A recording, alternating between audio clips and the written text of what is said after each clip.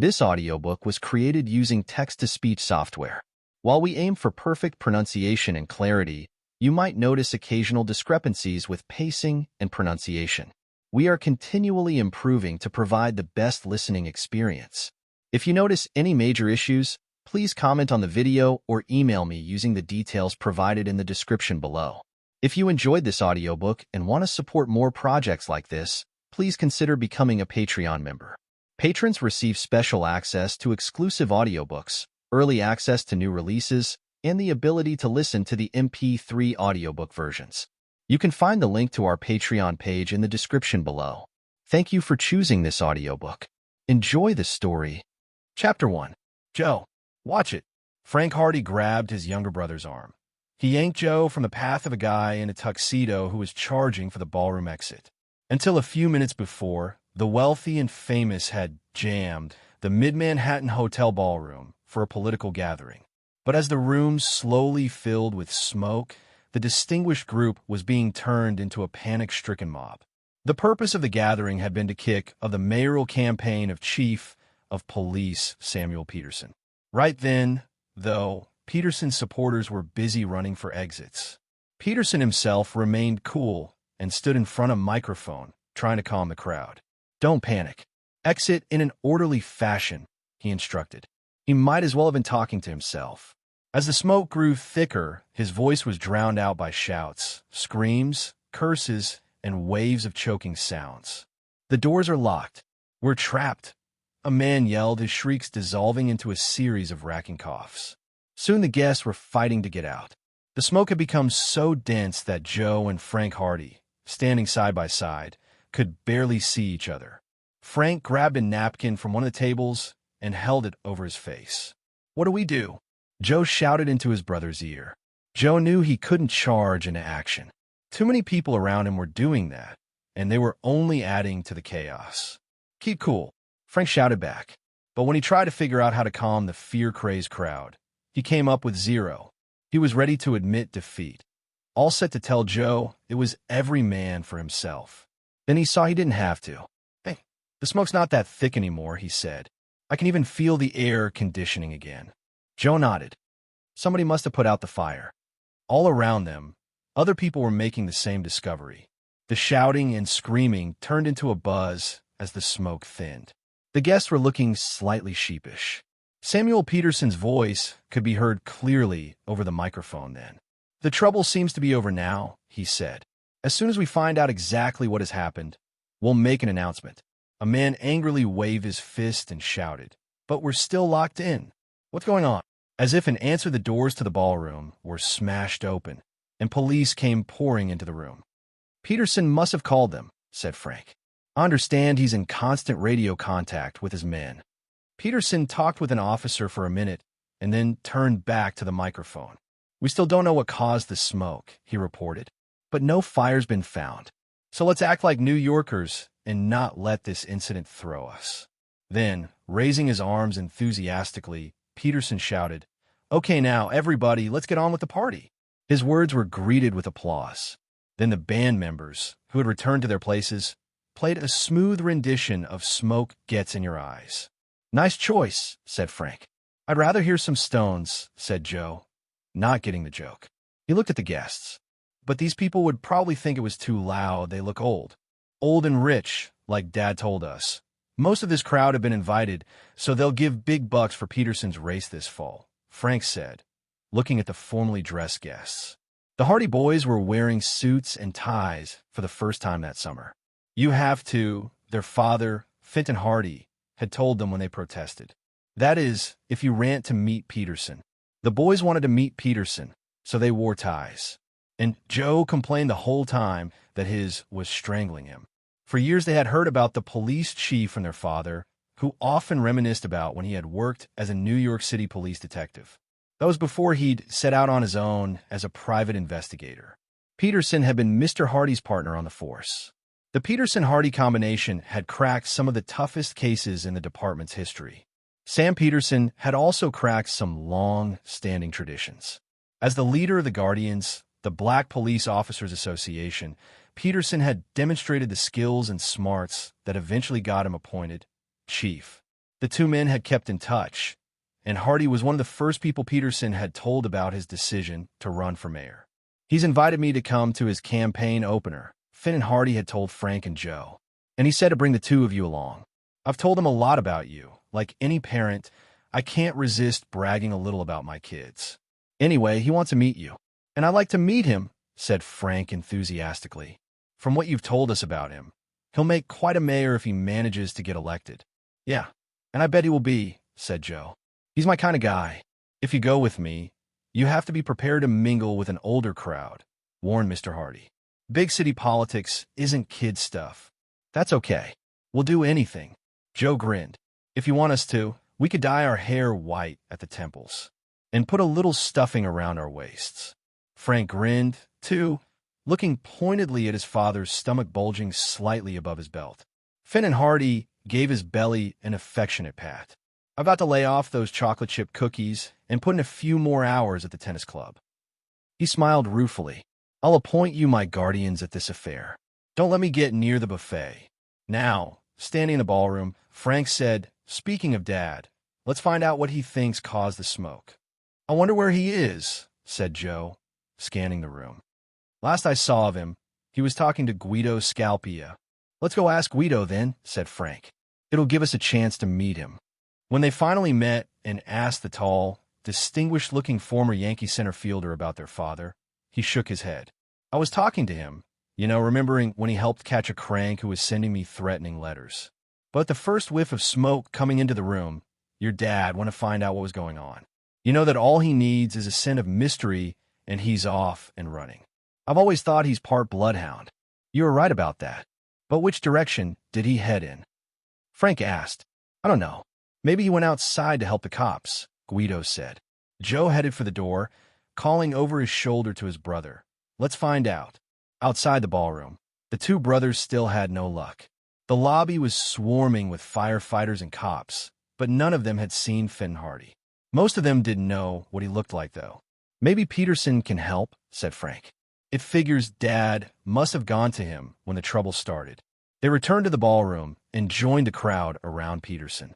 Hey, kids, where's your dad? He called before they could ask. I have some people I want him to meet. Beats us, said Frank. He was beginning to have a slightly uneasy feeling. What's Dad up to? Joe said almost to himself, but his thoughts were interrupted by a piercing noise coming from Peterson's breast pocket. A cop is never off duty, the chief said, faking a sigh. Pulling his beeper out, he flicked on the incoming call switch. The voice that came over the beeper was high-pitched, obviously a man trying to mask his identity. Hi, Chiefy, the voice said, chirping cheerfully. Don't bother hunting for your pal, Finn Hardy. No way you're going to find him. And unless you do what I say, you'll find him in a way you won't like. The voice paused for the space of a heartbeat, then went on, sounding exultantly happy. You'll find Finn Hardy dead, baby. Did you hear me? Dead, dead, dead, dead, dead. Chapter 2. Samuel Peterson's face turned hard as he listened to the voice from his beeper. He pressed the talk button. Who are you? He demanded. What have you done with Finn? Come on, Chief. You really don't expect me to answer those questions, the voice said. There's just one question you should be asking. What's that? Said Peterson. What do I have to do if I want to see Finn Hardy alive again? The voice said. Okay, what do I do? Said Peterson. He was trying to keep his voice neutral so it gave no hint of the rage that was building up inside him. Right now, you do nothing. You just wait for me to contact you again. Oh yeah, one other thing. Keep all this to yourself. Believe me, you don't want to alert the public. Because if you do, it'll lead to a panic in the city that'll make what happened in your smoke-filled room look like a calm demonstration. A panic. Peterson's voice sounded hoarse. What do you mean? I don't get the connection. You will, Peterson baby, you will. For the moment, trust me, the voice continued, and keep your trap shut tight. Peterson's eyes were slits of fury. Okay, yeah, my word. But when are you going to call again? A clicking sound, and then a buzz of static were all that answered him. The connection had been broken. Peterson turned to Frank and Joe. You kids heard what this joker said, right? They nodded. I'm sorry about your dad. Really sorry. But you know to keep your mouths shut about it, right? The chief took a deep breath, shaking his head. Good thing you two were the only ones within earshot. It'll make security easier. We'll sit tight until we find out what the kidnappers want, Joe said. Then we can make our move. Peterson gave the Hardy boys a tolerant smile. Look, kids, I know you want to help your father, but I suggest you leave this matter to the police. It's a job for professionals. We're not exactly amateurs, said Joe indignantly. He was about to tell Peterson about some of the cases he and Frank had cracked, but Frank cut him off. We won't get in your way, Frank assured Peterson. But since he is our father, will you at least keep us posted on what's going on? We can't pretend we're not worried. Okay, said Peterson. Keep quiet about this for the time being, and I'll let you in on what's going down. Thanks a lot, said Frank politely. Yeah, thanks a million, Joe said sarcastically. Maybe we'll call our mom now, Frank said before Joe could get started. We'll tell her we're staying in the city. That way she won't get suspicious about Dad not coming home, and we'll be on hand here if anything comes up. You do that, said Peterson. I'm heading back to my office as soon as I can get away from here. Meet me in my car. It's out in front. See you there, said Frank. And soon, Joe added, as the two boys headed off in search of a payphone. Okay, why are you giving in to Peterson? Joe demanded as soon as they were out of sight. He treated us like a couple of 5-year-olds. Look, as far as Peterson is concerned, we're not much better than 5-year-olds. A couple of guys still in high school don't rate in his book. He's not about to make us his partners in this case, especially since he's running for mayor. Imagine what the headlines would say if the papers found out. Top cop turns to kitty core for help. The smart thing for us to do is play dumb. That'll keep Peterson happy until we get enough info to do something on our own. Joe thought a second and then shrugged. You know, I hate to admit it, but you're probably right. Frank gave him a grin. But I want one thing understood, Joe went on. Once we do get any kind of lead, we don't wait for Peterson's okay. We swing into action. Agreed, said Frank. Even if this case hadn't involved their dad's safety, Frank would have been hooked. He could never resist an intriguing mystery. From a payphone in the hotel lobby, Frank called home to Bayport.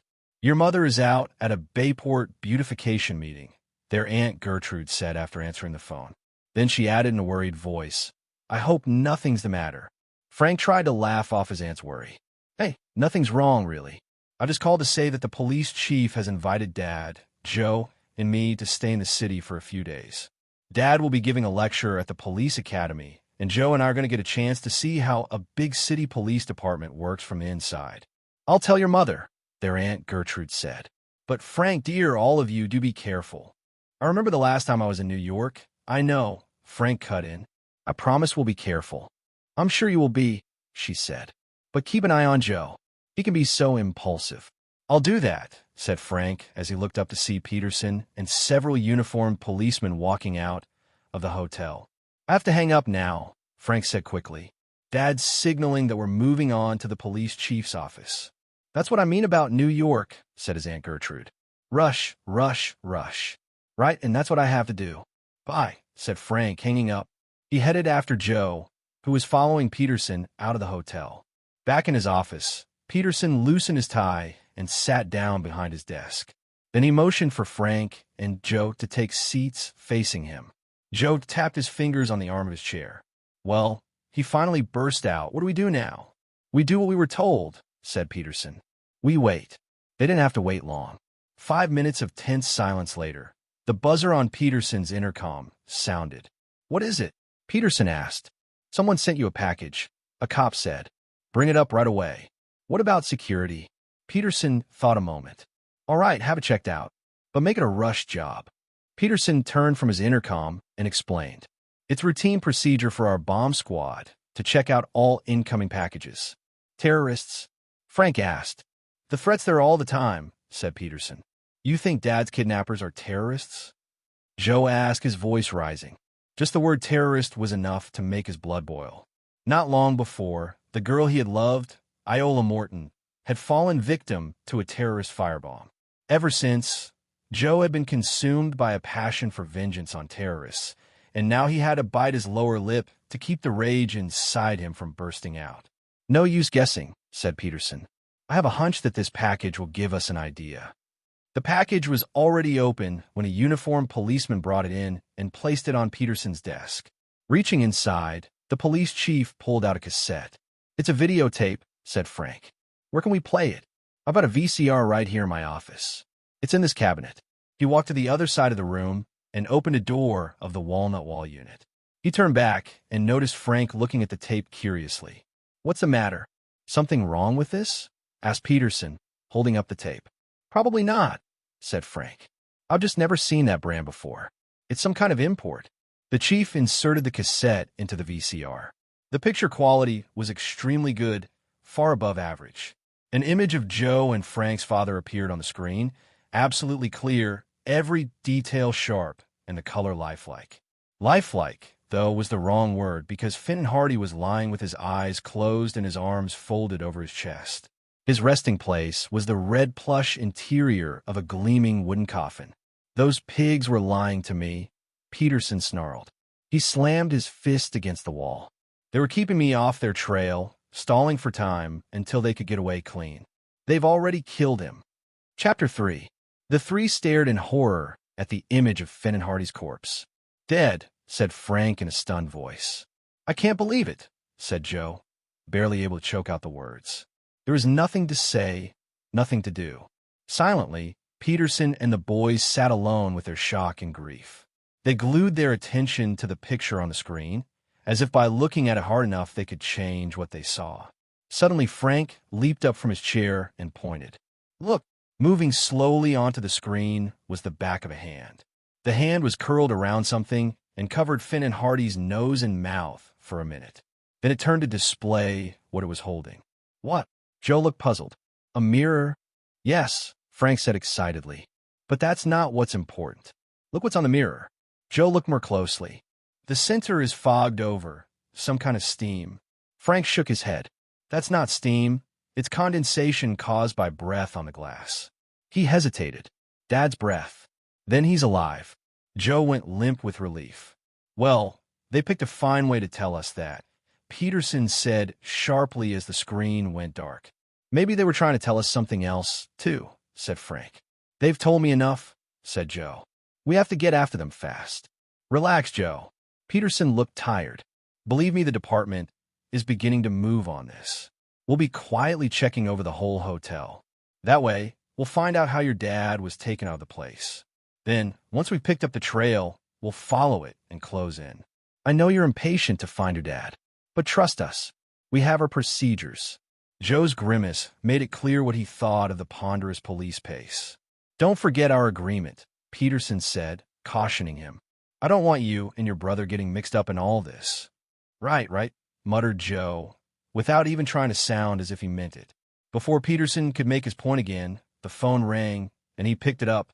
He pressed a button that let the caller's voice be projected into the room. I hope you enjoyed the TV show, the same high-pitched voice that had announced the kidnappings. What have you done to Fenton Hardy? Peterson demanded. Drug him? Beaten him unconscious. What we've done is far more interesting than that, said the voice. The illustrious investigator has the honor of being the first human guinea pig for a powerful new virus we've developed. Virus, the chief echoed. That's right, Chiefy, virus strain A, intended to leave its victims totally unconscious, but alive. A hoarse laugh grated through the speaker. And you'll be happy to know it works. It works perfectly. Fenton Hardy will stay just the way you saw him until we stop feeding him through IVs or cure him with a special antibody we've created. So, the voice said after a slight pause, are you convinced? Convinced of what? Peterson was keeping his voice calm and level, but the effort was showing. That we have the scientific capability of carrying out our threat. You know, for a guy that's running for mayor, you're not so smart. Peterson ignored the slur. I have no definite proof, but I'll have to believe you. Now may I ask what threat? Well, the voice said, Virus strain A isn't our only weapon. We also have virus strain B. So far we've used it only on laboratory animals, but it kills those little rats amazingly quickly after several minutes of excruciating agony. That is, there was a silence. Then the voice said what? No more questions? I thought for sure you would jump in with the one you should be dying to ask. Which is, what we plan to do with Virus B, said the voice gleefully. Peterson took a long, deep breath. Okay, what are you planning to do? We are going to release Virus B in 6 of New York's largest buildings. There'll be at least 50,000 dead, and that'll be just the beginning. The entire city will go crazy with fear. New York will turn into a madhouse and then into a ghost town. You're the one who's crazy, if you expect me to believe that, said Peterson. You've seen what we've done to Finn Hardy, and you said you believe us. And you also witnessed what we were able to do at your gathering this evening. It will be just as easy to fill buildings with our virus as it was to fill that room in the hotel with smoke. Let's say for the sake of argument that you can do it, said Peterson. Why would you? Once again, you're not asking the right question, the voice said sharply. The only question that should concern you is why we wouldn't do it. Okay, why wouldn't you? We won't do it if we receive $20 million in used $50 and $100 bills. Peterson was poker-faced as he answered. How do you expect me to come up with that kind of money? This city is filled with banks, big businesses, millionaires, and tax collectors, Mr. Police Chief. I'm sure if you explain to certain people what they will lose if the money isn't paid, they'll decide that the price is cheap. But all that will take time. We're willing to be reasonable, said the voice. We'll give you 3 days to get the money together. After you've done that, we'll tell you how to deliver it. 3 days? That's not actually, said the voice. If you don't get it in 2 days, we'll help you speed up the collection process. What do you mean? Believe me, you don't want to find out. Oh yes, the voice went on, one more thing. Don't try to use the time we're giving you to hunt us down. The moment we spot a single cop, Finn and Hardy dies. But nothing, said the voice. Just goodbye. Not so fast, said Peterson. I want. Then he realized he was speaking into a dead line, and his expression tensed. I was hoping to keep him on longer, he told Joe and Frank. But I guess he talked long enough. Frank understood immediately. You got a tracer on your phone. That's it, isn't it? Sharp thinking, the chief said. The tracer is part of a computerized system. As soon as I heard the kidnapper's voice, I pressed this button here. The call was instantly traced, and the nearest patrol cars were sent to the address. We should be getting news of the capture any minute now. I can't wait to see the look on your dad's face when he learns how fast we've rescued him. That should show him how far we've come since he left the force. The phone rang. Smiling, Peterson picked up the receiver. Well, he said expectantly, you have him. His smile vanished. That's impossible, he said. Check it out. And if you can't come up with anything, check it out again. Peterson slammed down the receiver. These so-called technical experts can't do anything right, he exploded. Then he got control of himself. It's the tracer system, he said in a cold, even voice. It doesn't work. What's the trouble? Frank asked anxiously. They couldn't trace the call. They traced it, all right, said Peterson. But the computer readout said the call had been made from a spot in the middle of Lexington Avenue, between 42nd and 43rd Streets. Joe slumped in his chair as his brother sat up.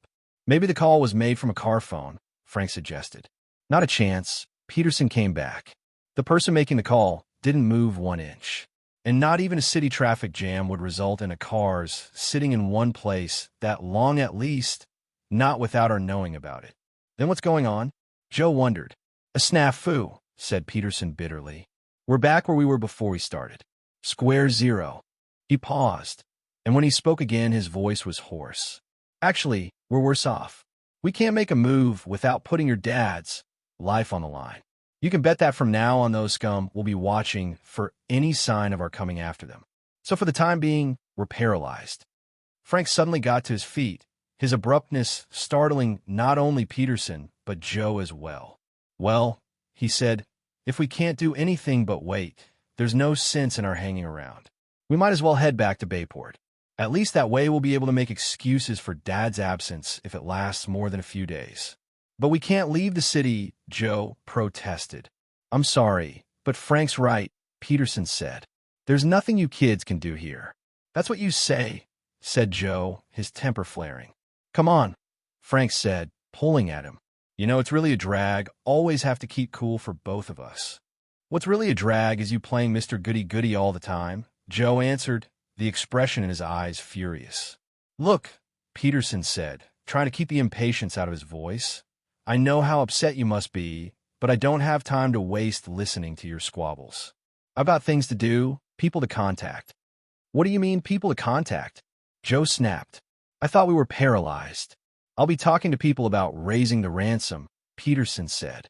I don't intend to pay those scum. His eyes went down, but I don't want to let your father or the city down either. Frank nodded. He tugged at Joe's arm. We might as well get out of here and let Chief Peterson do what he has to. Joe's first reaction was to shake Frank off, but then he caught the message in his brother's eyes. Okay, big brother, don't push too far, Joe said, angry for Peterson's benefit. I'm coming. We'll settle this outside. Peterson shook hands with both boys. Then he put an arm around each of them as they walked to the door. Remember, Frank, he said, keep your head and make sure your brother hangs on to his. I'll do my best, Frank promised convincingly. All right, what's up? Joe demanded as soon as they were out of Peterson's office. I could see from that look you gave me that something's going on in that busy brain of yours. We need a good night's sleep, Frank said. We're going to a hotel, and tomorrow we're going into action. Chapter 4. Outside in the morning, Joe had only one question. Where to? He felt too tired to say more than that. He had spent an awful night, twisting and turning. Every time he closed his eyes, he saw his father lying in that coffin, barely breathing. Frank, too, hadn't slept well. He had had nightmares about searching for his father through scenes of plague and desolation. New Yorkers were struggling like rats in traps, spreading the deadly virus until the whole city was exterminated. He blinked his eyes and finally answered his brother's question. Grand Central Station. Great, Joe complained, looking at the crowded sidewalks. We'll never get there. If we don't crack this case, there won't be anyone in the streets, Frank muttered, pulling his brother into a subway entrance. The police can't make a move without putting Dad in deadly danger, so it's up to us to track down the kidnappers. Call them terrorists because that's what they are, said Joe, his fists clenched. Whatever you call them, they won't be on the lookout for us, said Frank quietly, and he ran to buy 2 tokens. That's why I didn't tell Peterson about the lead I thought of. He might have been tempted to send cops out to follow it up, he said after he and Joe were on the train. Brilliant observation, Sherlock, said Joe. But tell me one other thing. What's this lead of yours? Or do you want to keep me in the dark too? I'm surprised you didn't spot it right away, Frank said in the maddening manner he sometimes had. I was too busy seeing red. Frank, just thinking about those terrorists made me, Frank broke in. If you saw less red, you might see more clues. Look, Joe snapped. Forget the big brother lecture and just give me the lowdown. Always so impatient. Frank sighed. But if you insist, it was the videotape, Mr. Detective. A weird off-brand. Kajimaki Industries, it said. There can't be many stores that carry it, and maybe we can find out if a clerk remembers anyone buying some recently. The brand's unusual enough so that it might stick in someone's mind. The lead's worth checking anyway, seeing as we have nothing else to go on. So where are we heading now? Asked Joe. There's a hole-in-the-wall computer store near Grand Central, said Frank, who was a dedicated PC buff. I bought hard-to-get computer parts there, and I've noticed the place carries a lot of cheap foreign videotapes. If nothing else, we can ask them the names of other stores to look in. Joe grunted grudgingly. Once in a while you do come up with an okay idea. Let's hope this one pans out, said Frank. As Peterson said, otherwise it's back to square zero. Joe looked out the window.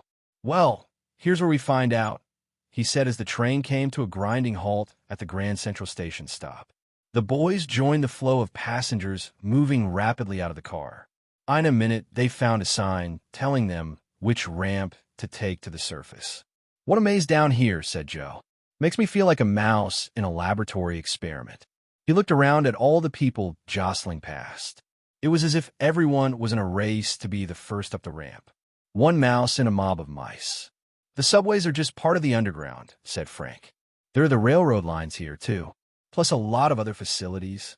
I once read a newspaper article on Grand Central Station. It said that so many different things have been built under the station since it first went up that nobody has a complete map of them all. Who would want one? Said Joe as they reached the top of the ramp. Give me life above ground anytime. Joe didn't feel much better, though, after they made their way through the crowded station and exited up on the street. I still feel like I'm underground, he said. They were on a sidewalk that lay in the permanent shadow of towering buildings. Only a narrow strip of bright blue sky above them proved that it was still broad daylight. Edging the blue were dark gray clouds that would bring rain later. Frank put his hand on Joe's arm. Wait, he said. Here's the store.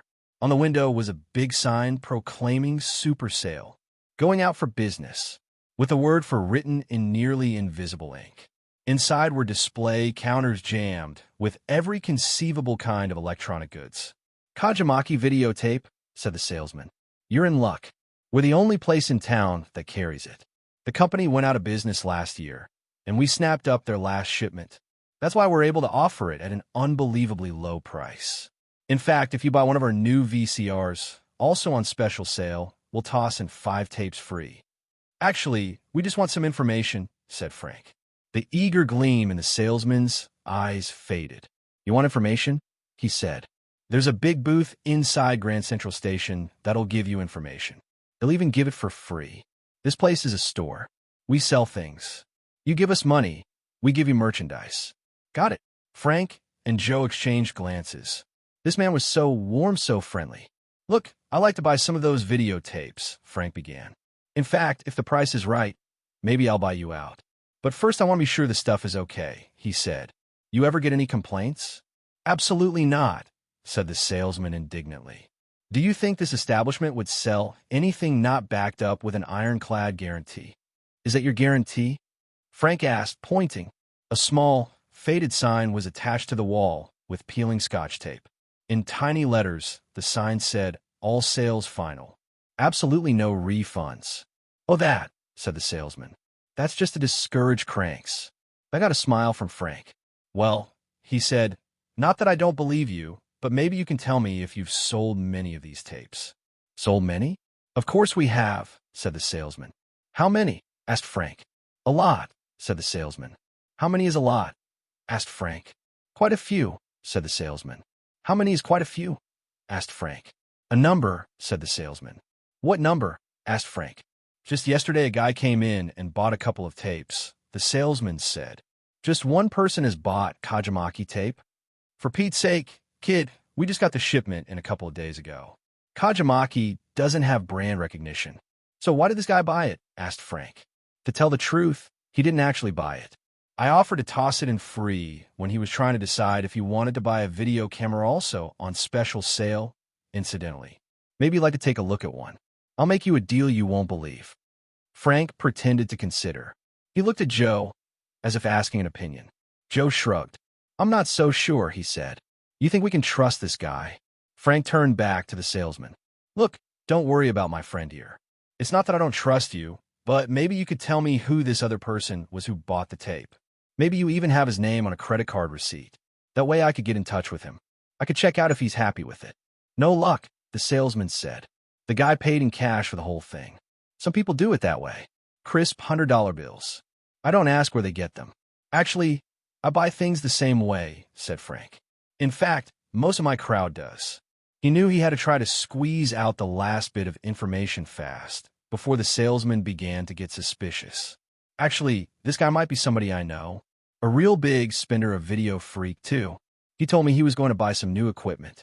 Was he a tall, skinny guy with red hair? No, said the salesman. This guy was tall all right, but he must have weighed 300 pounds. Plus, he was bald and had a black beard. A little weird looking, you might say, but easy to remember. Guess it wasn't Tim, said Frank, quickly mentioning a name. Too bad there's no way I could find out who he is or be able to contact him. Look, if he ever comes in again, maybe you could get more information about him and call me. I can give you a phone number. Yeah, right, said the salesman, his interest fading as his hopes for a sale dimmed. Then suddenly his eyes brightened. Hey, what a break. Frank and Joe wheeled around to see where he was looking. Filling the doorway was the mountain of a man that the salesman had just described. Before they could make a move, the salesman was out from behind his counter and passed them to greet the customer. Hello, sir, he said. Glad to see you again. Hope you were happy with that great Kajimaki tape you got. As a matter of fact, these two young men are interested in buying some. Maybe you could tell them. He didn't get to finish his sentence. The big, bald, bearded man pivoted instantly and vanished from the doorway. The salesman turned toward the Hardy boys. Hey, he said, I'm sorry. I don't know what got into, but he didn't get to finish that sentence either. Frank and Joe tore past him, desperate to get to the sidewalk before the big man disappeared down the street. "Hey, wait!" the salesman shouted after them from the store doorway. "I'll give you a deal you can't," but by that time, they were almost out of hearing range. They had spotted the big man racing into Grand Central Station and were running after him, weaving through swarms of pedestrians who constantly held them back. But they did manage to make it into the station shopping arcade just in time to see the man going down a flight of marble stairs. "Let's go," Joe said, leading the way. At the top of the stairs, Frank saw a sign to trains. "Quick," he said to Joe, who needed no urging. "He's going to leave town." When they reached the next level down, they saw the man darting into the farthest entranceway in a line of tunnels that led to the different train platforms. "Let's hope his train isn't pulling away right now," said Joe as they ran after him. They got to the entrance, dashed through, and saw nothing. There was no train on either of the tracks. In front of them, under dim electric light, the long concrete platforms stretched empty into the distance. Joe clenched his teeth angrily. He got away. "But where?" said Frank. "I don't see any way out of here other than the entrance we just came through." And he couldn't have vanished into thin air. "Let's check the tracks. Maybe he's crouched down there, hiding." Joe took one side of the platform. Frank took the other. They moved cautiously, ready to spring into action. Every second or two, they glanced across the platform at each other in case one of them suddenly needed help. "Nothing," said Joe disgustedly when they reached the end. "So what now?" Frank thought a minute. "Maybe, just maybe," he said, "the creep escaped down the tracks." "Pretty slim possibility," said Joe. "But it's worth checking out." He made a face considering we have no other choice. "You go down the left track, I'll go down the right," said Frank. "We'll both give it 5 minutes before we come back and meet on the platform. Unless, of course, something turns up sooner. Then whoever makes the find will give a yell and hope the other hears it." "Let's go," said Joe impatiently. "Hold on. First we check the time and synchronize our watches." Joe rolled his eyes. "You find more ways to waste time," he complained. But he went through the routine. Once down on the track, Joe went all out to make up for lost time. If the guy did go down these tracks, he muttered to himself, he has a big head start. Joe race-walked between the tracks, carefully avoiding the electrified rail or tripping over the ties. The light from the platform soon faded, and he turned on the combination pen and flashlight he always carried with him. Good thing Frank has one just like it, he thought, and he squinted to see what the faint glow would reveal. Nothing. Then he saw something in the grime that covered the track bed, something that might be the trace of a footprint. Maybe he should go back and tell Frank or yell for him. But going back would let the guy get away for sure, and yelling would alert him to move faster. There was a good chance the guy had slowed down, thinking he was safe. Joe knew that by moving faster, he might close the gap and get his hands on the bearded man. He figured he would be able to beat a guy as fat as that if it came down to a dash. So he broke into a jog, keeping his body low. His eyes peered into the distance, hunting for anything up ahead. His ears strained to pick up the sound of footsteps other than his own. Then he saw something, a speck of light down the track, getting brighter every second. And he heard a distant roar. A train, heading straight at him. He almost tripped as he came to a stop. Desperately, he looked back at where he'd come from. He could barely see the glow from the platform. He had lost his sense of pace and time in the heat of the chase. His stomach did a flip as he realized he had no chance of getting back in time. The train light was growing larger and larger, like a giant eye. The engineer was sure to see him, he thought. The train was bound to slow down. But even as he thought it, he could see how wrong he was. If anything, the train was coming at him faster and faster, as if it were behind schedule, trying to catch up. The light was blinding. The roar was deafening. There was no way the train could stop now. No way out for him. No way but to die. Chapter 5. Joe wasn't the only one staring with horror at the approaching train. Frank was staring at it too. He felt as though his blood was draining from his body. Cold sweat beaded his skin. Joe, he had returned to the platform, right on schedule. But he wasn't surprised when he didn't find Joe waiting for him. Joe wasn't one to keep to schedules. Frank sighed. He had just decided that he'd have to go down the tracks to find Joe. He was lowering himself onto the track when he heard the train. Jerking himself back up onto the platform, he watched helplessly as the train approached. He pretended he would see it slow down, see it come to a stop before the inevitable happened. It didn't. It didn't stop until it reached the platform and slowly screeched to a halt. Frank stood in the middle of the stream of passengers pouring out of the train. His eyes were dulled, his expression blank, his mind empty except for the single word that kept echoing inside it. Joe! Joe! Joe! Joe had lost his head one time too many, and now he had lost his life. Hey, what are you standing there for? No time to waste thinking. Get moving. Frank blinked. It was as if he could hear Joe's voice. He had to get a grip on himself. Didn't you hear me? Come on. Then Frank saw him. Joe was coming out from behind the last car in the train. He was motioning for Frank to join him fast. Frank was a long-distance runner, not a sprinter like his brother, but he set a personal best record racing down the platform. I thought for sure you were a goner, he panted. Me too, said Joe. How did you dash? I'll show you, Joe said. Come on. After a quick check to make sure that the last few people had left the platform and no employees were watching, Joe and Frank squeezed behind the train and dropped back onto the tracks. Joe led the way into the darkness, using the faint glow from his flashlight. Frank used his flashlight too, and for 5 minutes they walked the tracks. Frank felt confused. I still don't see. Take a look at this, Joe interrupted. He shone his light onto the side of the concrete tunnel wall. There, painted the same color, was a metal door. When I saw the train coming and realized it wasn't going to stop, I did the only thing I could, said Joe. I hit the wall. Only instead of the wall, I found this door. And even better than that, I found, well, look. Joe pushed, and the door swung in. You don't have to tell me it was dumb luck. I know it was, said Joe, and Frank nodded. I'm not just talking about saving my life, Joe went on. Finding this puts us back on the trail of that guy we were chasing. It must be the way he escaped. Come on, but watch your step. Right after we go through this doorway, we go down some stairs. How far down do the stairs go? I don't know, said Joe. I figured I'd better go back to get you before trying to find out. Sometimes you actually come in handy in situations like this. If that guy's pal's down there, I'd really need you. Besides, he probably stopped running once he ducked out of the tunnel. No way he could know I'd stumble on this door. Ordinarily, I wouldn't have spotted it in a million years. It looks like it's part of the wall. I'm not sure how safe this is, said Frank, feeling suspicious. Why didn't the guy lock the door? Maybe we're walking into a trap. Sometimes you're too cautious for your own good, said Joe in disgust. He shone his flashlight on the inside of the door. Rust had completely corroded the bolt that would lock the door. But the bolt had been chiseled away so that it could be opened, and now there was no way to lock it again. Any more questions? Joe asked. Without waiting for Frank's reply, he headed down rusted metal stairs, which led into pitch darkness.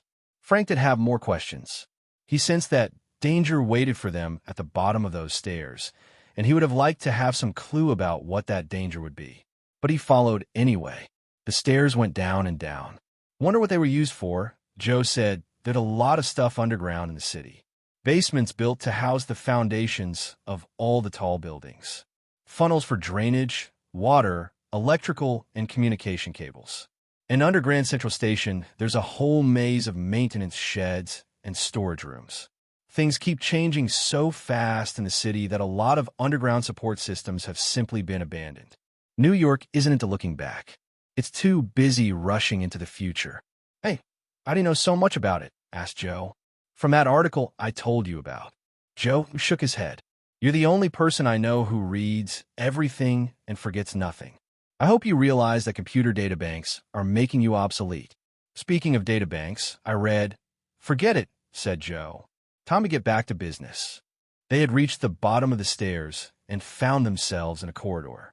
The air was thick and musty. They guessed that no one had breathed it for years. But when their flashlight beams moved over the floor, they could see footprints in the dust. Instinctively, they put their fingers to their lips and grinned at each other, nodding. Then, in dead silence, they moved down the corridor. There was a glimmer of light ahead. As they came closer, they saw that the light came from around the edge of a door that was slightly ajar. Joe looked at Frank. Frank looked at Joe. Joe motioned for Frank to stay back to provide backup support. Then he slowly pushed the door open. Putting his pen flashlight back in his pocket, Joe stepped into the room. What the? He said. "Frank, take a look at this." Frank followed him in. "It's like a hospital ward," he said. "Complete with a patient," said Joe. The room they were in contained 4 hospital-type beds. In one of them lay an old man with his eyes closed, completely still. "He's alive," said Frank, anxiously checking for a pulse. "But barely. The pulse is very slow, very weak." Joe was staring grimly at the far wall, or rather, at the coffin leaning there. "Are you thinking the same thing I am?" he asked. Frank looked up from the sick man. "That videotape. Dad lying there just like this in that coffin." "Hey, these aren't ordinary hospital beds," said Joe, examining one more closely. "Look at this." Each of the beds, including the one that the comatose man was lying in, was equipped with straps to bind hands and feet. Frank's face twisted. "It's like some kind of torture chamber." He looked at the other beds. 3 of them were made up, their sheets and pillows unwrinkled. But the sheets on the remaining bed were in disarray, the pillows still revealing the imprint of a head. Frank put his hand palm down on it. "It's still warm," he said. "They must have grabbed whoever was lying here and carried him away. And I have a good hunch who that person was." "Dad," said Joe, staring at the straps. "Keep your cool," Frank cautioned him. "We can't help Dad by getting mad. But we have to get our clues about what's going on." He looked around the room. "There's one. Look." He pointed to a small hole high in one of the walls. In the hole, a lens glinted. Frank made a closer inspection. A camera lens. "I have a hunch it's the same camera that took those pictures of Dad." Joe pressed his ear to the wall. "I can hear it whirring. It must be shooting us right now." He picked up a scalpel that was lying on a bedside table and drove the scalpel into the hole. But the lens didn't shatter. Instead, the force of the blow pushed the camera backward, away from the opening. "The camera must be in an adjoining room," said Frank. "Let's check it out." In the corridor again, they cautiously approached the next room and entered. Snapping on a light switch, they saw that the room was deserted. The video camera lay on the floor, pointing upward and still whirring. Frank clicked it off and removed the film. "Kajimaki," he said. "This is the camera they used to tape Dad. All right. And now they're using it as a security system to check out anyone who enters the room." "How do we keep them from knowing we got in here?" Joe asked. "As long as the kidnappers think that the guy we chased gave us the slip, they won't feel pressured into giving up a bargaining chip like Dad. That camera store is just about to make another sale of Kajimaki film. We put the film in the camera, put the camera back on its mounting, and start up again. When the kidnappers check it, all they'll see is a videotape of an empty room." Frank started for the door. "Let's go before they come back." The boys left the room and hurried up the stairs. "The only trouble is," Joe remarked, "after we do all this, we won't be any closer to rescuing Dad." "But with any luck, we will be soon," said Frank. "After we set up the camera again, we'll wait in the dark corridor for someone to check out the film. Then we'll tail him. If you can stand the wait," Frank kidded, "we might finally see some action." "I hope so," said Joe, not responding to the teasing. "Because I get cold chills thinking what will happen to Dad if time runs out. Not to mention what will happen to all those other thousands of people in the city," said Frank. It took 15 minutes to get back to the camera store. After getting the videotape, Frank bought a manila envelope and some stamps. "Give me all your IDs," he told his brother. "If we have bad luck and get caught, we don't want the crooks to know our names and connect us with Dad. At least he won't pay for our fouling up." Joe nodded and emptied his wallet. Frank put all the IDs into the envelope, addressed the envelope to their home, put stamps on it, and dropped it into the mailbox. "Great," Joe said. "Now we're stripped for action." A half hour later, he and Frank had set up the camera again and were crouched in the pitch-dark corridor. "If we could just do something," Joe whispered. "All we could do is wait," said Frank, "and keep our eyes and ears open." Then Joe heard something, the slightest of sounds, the faint rustling of someone's clothing, maybe the sole of a shoe brushing the floor. But to Joe's keyed-up senses, it sounded as if an alarm were going off. He whirled around, his right fist ready, then lashed out as he faced a dim shape poised to jump him. The shiver that went down his arm told him he had made solid contact with the jaw, and the figure toppling backward confirmed his observation. At the same time, Frank had swiveled around to find a blunt instrument being thrust down at him. He grabbed the wrist of the hand holding the weapon, flipped the man it belonged to, and without breaking his flow of movement, delivered a knockout chop to the back of the man's neck. Close call, said Joe. He was breathing hard. They almost got us. But now we have them. Come on, Frank said. Let's get them onto those hospital beds and strap them down before they come to. After that, we'll have time to figure out how to make them talk. It'll be a pleasure, said Joe. He was bending over to pick up the man he'd knocked out. Frank was doing the same with his man. Unfortunately, this time when they heard sounds and saw dim shapes coming at them from the darkness, their hands were full. All they had time to do was drop their burdens and begin to straighten up into fighting positions before time ran out on them. Then blackness. Blackness filled with pain as hard rubber truncheons were hammered down on their skulls. Editor's note: in case this audiobook has been posted somewhere else, please visit A.J. Aaron's Audiobook YouTube channel for more audiobooks and content. Chapter 6. The blackness turned to glaring light. Joe's head hurt unbearably as he opened his eyes. Groaning, he tried to touch the sore spot on his skull, but he couldn't move his hands or his feet. There was no need to look down. He could feel the straps cutting into his wrists and ankles. Turning his head, he saw that Frank was pinned the same way on the next bed. Frank had already come to. When he saw Joe turn his head, he gave his brother a wry smile. Finally, a voice said, "We thought you two would never wake up." The man who spoke was tall and pale-faced. He wore his long black hair in a ponytail. Drooping on either side of his mouth was a long and straggly mustache. A not-so-white t-shirt and olive-green army surplus fatigue pants completed his sinister look.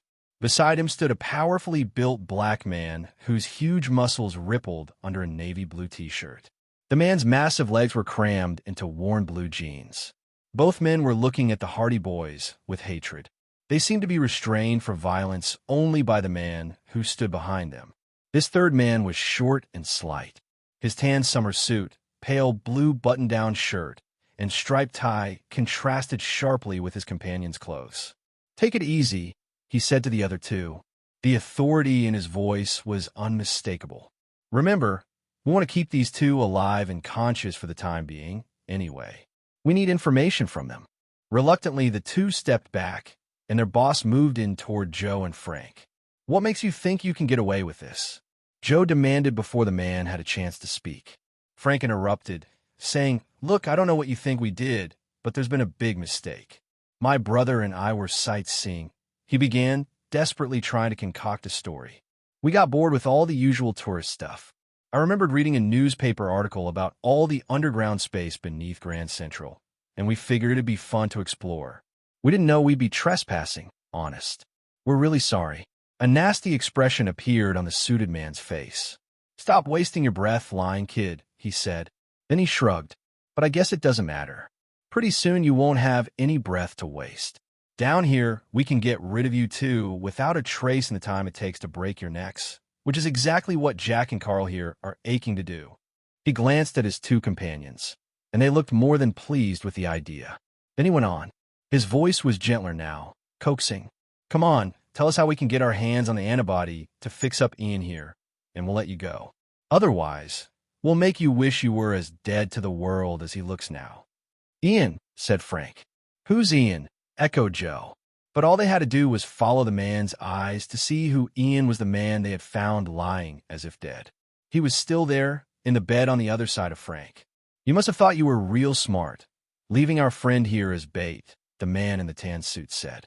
"You figured we'd come for him, while you were waiting outside ready to close in on us.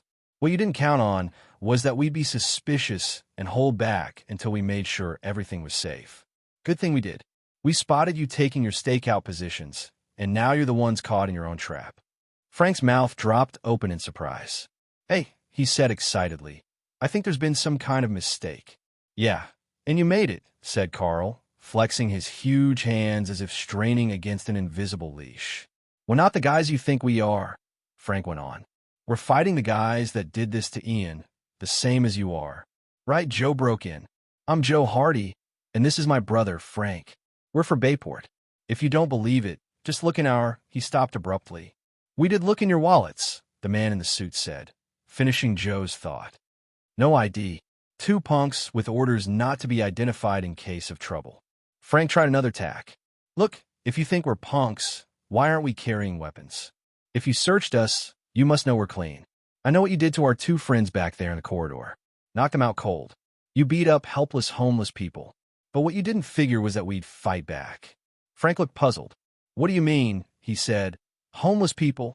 Enough talk, Jack said. Time for action. The man in the suit nodded. Jack's right. You 2 punks have jerked us around long enough. Tell us how we get our hands on the antibody, or I unleash Jack and Carl on you. His face was grim. It's better to talk now than scream later. Believe me, Frank said, we'd tell you about the antibody if we knew anything about it. You have to believe us, Joe pleaded. Then, as Jack and Carl moved forward, his desperation turned to pure anger. You're jerks, you know that? Total jerks. We want that antibody as much as you do. They've snatched our dad and turned him into the same kind of zombie as Ian here. We could all help each other. But instead, you morons want to get rid of us. The man in the suit held up a hand and stopped Jack and Carl from moving any closer to the Hardys. You know, I'm beginning to believe you, he said thoughtfully. Not so much your words, but your anger. It sounds too real to be faked.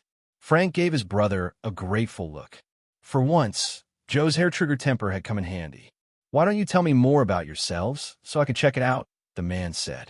Now you're talking sense, said Joe. Or else they're fast-talking us, said Frank. Let's not be too eager to tell these guys anything. I mean, we know who we are, but how do we know who they are? Maybe they're pulling scam on us. Maybe you've told them too much already. Joe turned to the man in the suit. All right, who are you guys?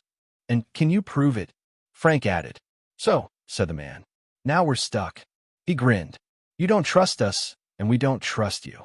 It's like some kind of standoff, Frank agreed. Neither one of us will let his guard down. The question is, how do we end it? Said the man. But they didn't have time to come up with an answer. Okay, scum, up with your hands, a voice from the doorway ordered. Standing there was the big, bald, bearded man whom Frank and Joe had chased. Behind him was a squat man with a military crew cut. Each held a .45 big and deadly looking. There was no arguing with those guns. Jack, Carl, and the man in the suit raised their hands instantly. While the squat man held his gun on them, the bearded man walked over to Joe and Frank. Hey, kids, we meet again, he said with a nasty smile. Congratulations. You finally caught up with me. He gave Frank, then Joe, a close-up view of his gun. Notice that the safety is off, he said menacingly. And let me tell you that this piece has a hair trigger. So don't make any quick movements when I unstrap you. Just keep lying there, dead-like until I tell you to get up. I'd hate to have to get those nice clean sheets all stained with blood. With his gun in one hand, he unstrapped first Joe, then Frank. Then he stepped back a safe distance and motioned for the boys to stand up. Frank and Joe exchanged quick glances. This guy was a pro. It was going to be hard to get his gun away from him. In fact, it might be impossible. Get over there, the bearded man ordered, motioning Joe and Frank to join Jack, Carl, and the man in the suit. The man in the suit spoke quietly to Joe and Frank. Allow me to introduce myself, he said. My name is Jones. Peter Jones. At least we can trust each other now. That's one problem we don't have. Though Jones had spoken in a low voice, the bearded man caught the last sentence. The gunman grinned. You guys ain't going to have any problems to worry about, he said. You see these guns? They're going to solve all your problems forever. Chapter 7. We do IT now, huh? Asked the man with the crew cut. His voice was eager. Cool it, dimwit, said the bearded gunman. We got our orders. We take them to the dump-off spot. That way, no stress, no mess. The first gunman gave him a sour look. Okay, he said. Let's go. Out into the corridor, the bearded man told his captives. And no funny business, or else the dum-dum bullets in this gun will splatter you all over the walls. The Hardys, along with Peter Jones, Jack, and Carl, were herded out of the room and down the corridor.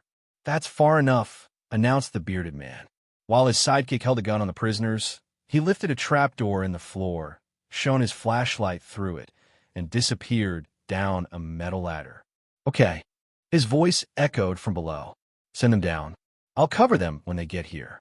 You heard him, said the short-haired gunman, shining his flashlight in the hole. Where does this go? Joe wondered aloud as he climbed down the ladder after Frank. Peter Jones answered from above him. You'll find out soon enough, he said. Obviously, Jones knew the answer, and he wasn't happy with it. Frank looked around at the huge concrete tunnel they were standing in. Looks like an abandoned sewer, he said, turning to Jones. Am I right? No talking, the bearded gunman said before Jones could answer. Keep your mouth shut and your ears open. That way, you won't die ahead of schedule. By then, everyone had reached the bottom of the ladder.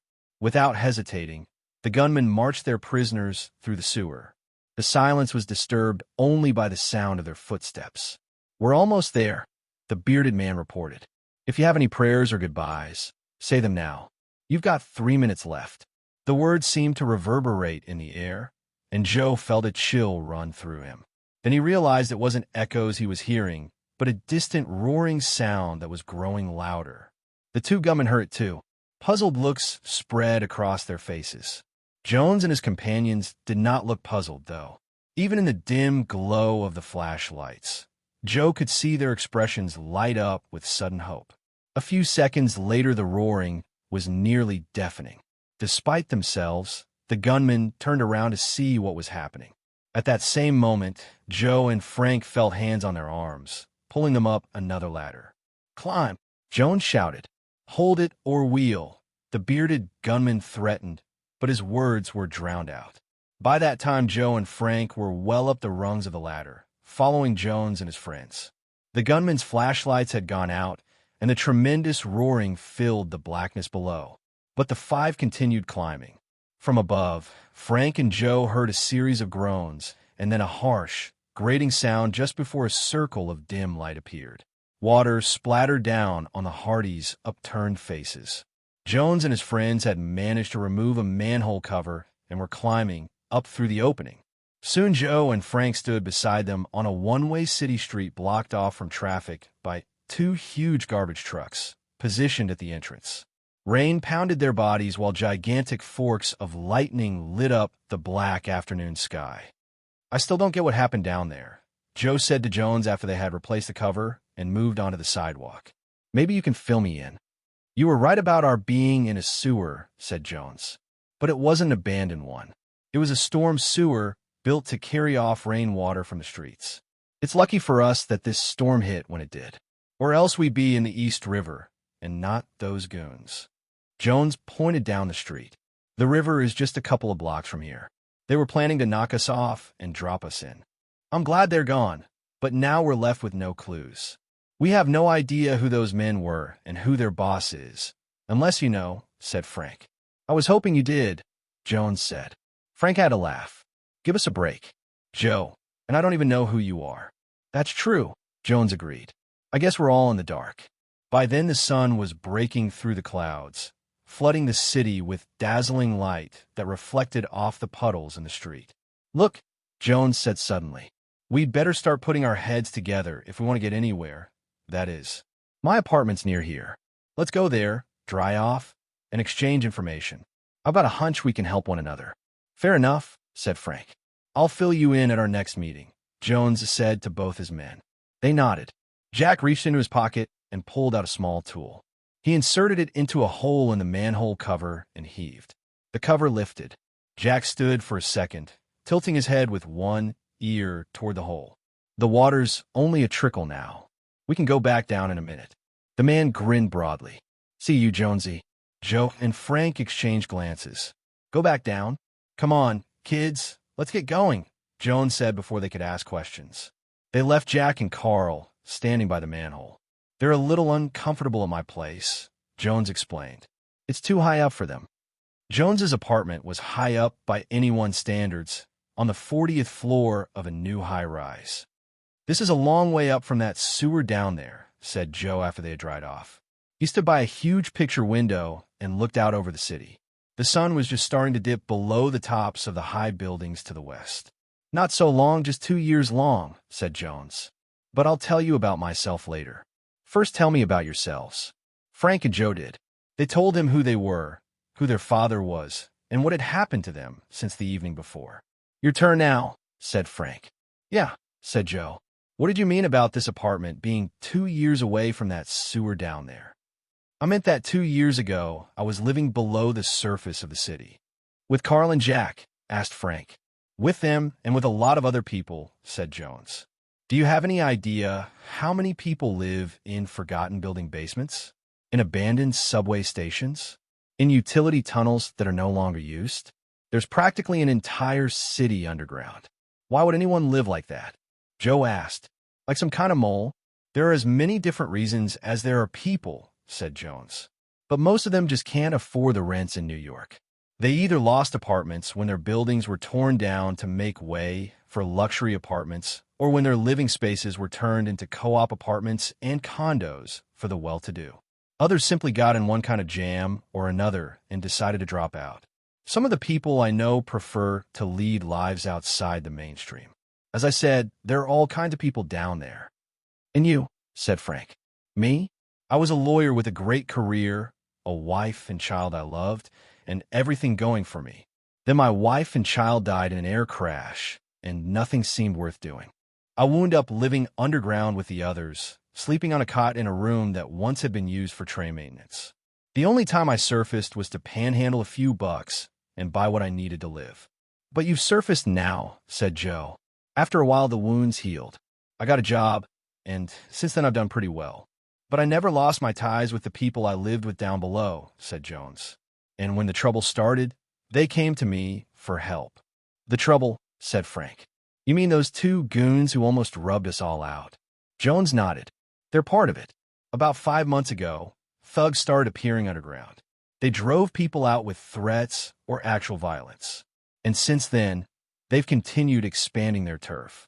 Don't ask me why, but they want space and privacy, and their victims haven't been able to do anything to stop them. When the goons kidnapped Ian, the poor guy you saw lying in the hospital bed to use in some kind of medical experiment, that was the last straw. There was a meeting to organize a self-defense corps, with me as coordinator. Couldn't they go to the cops?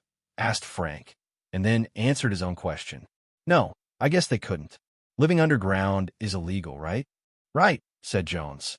There's an unspoken agreement between the underground people and the cops. The people stay out of sight and out of trouble, and the cops stay out of their hair. So you guys don't want the cops getting mixed up in this fight any more than we do, said Frank. You've got the picture. The underground people are sure that if they called the cops in, the cops would have no choice but to destroy their life below.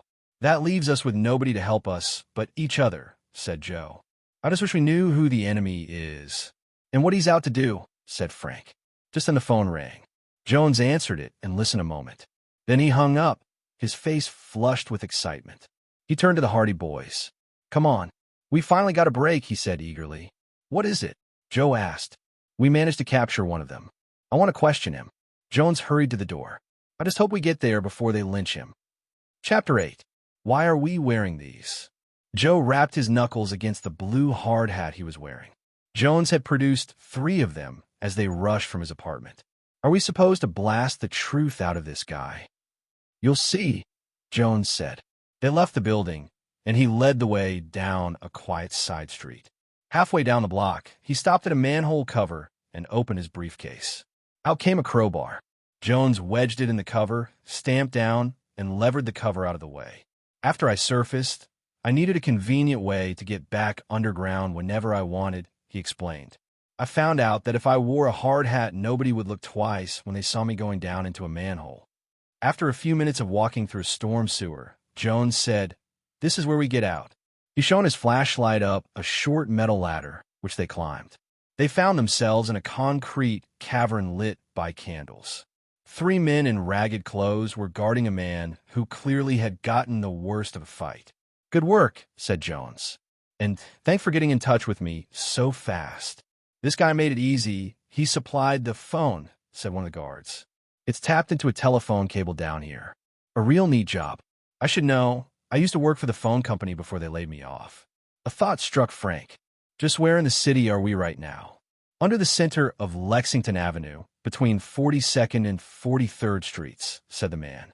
That explains it, said Frank. Explains what? Jones looked quizzical. The police chief's phone tracing system pin pointed a threatening phone call coming from here, said Frank.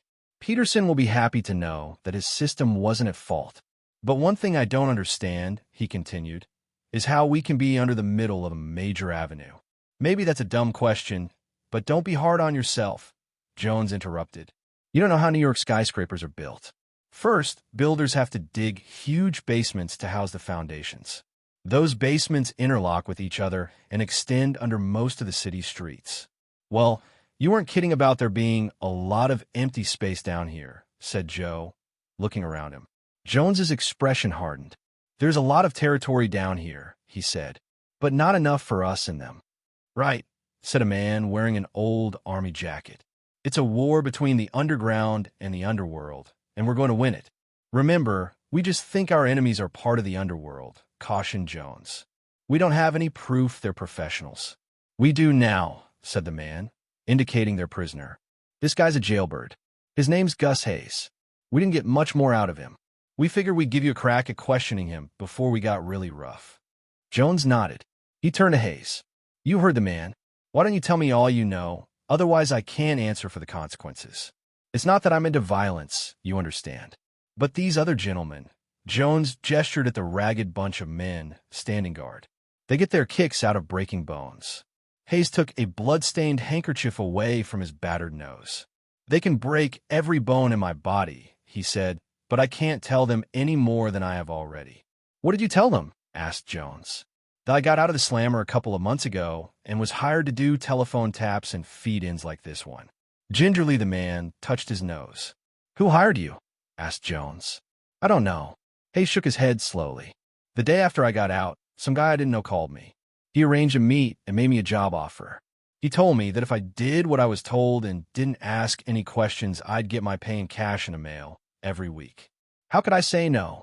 If that's all you have to tell us, you're in big trouble, Jones snapped convincingly. I don't think I can hold these men back much longer. But what else can I tell you? Hayes pleaded. For starters, what were you doing down here just now?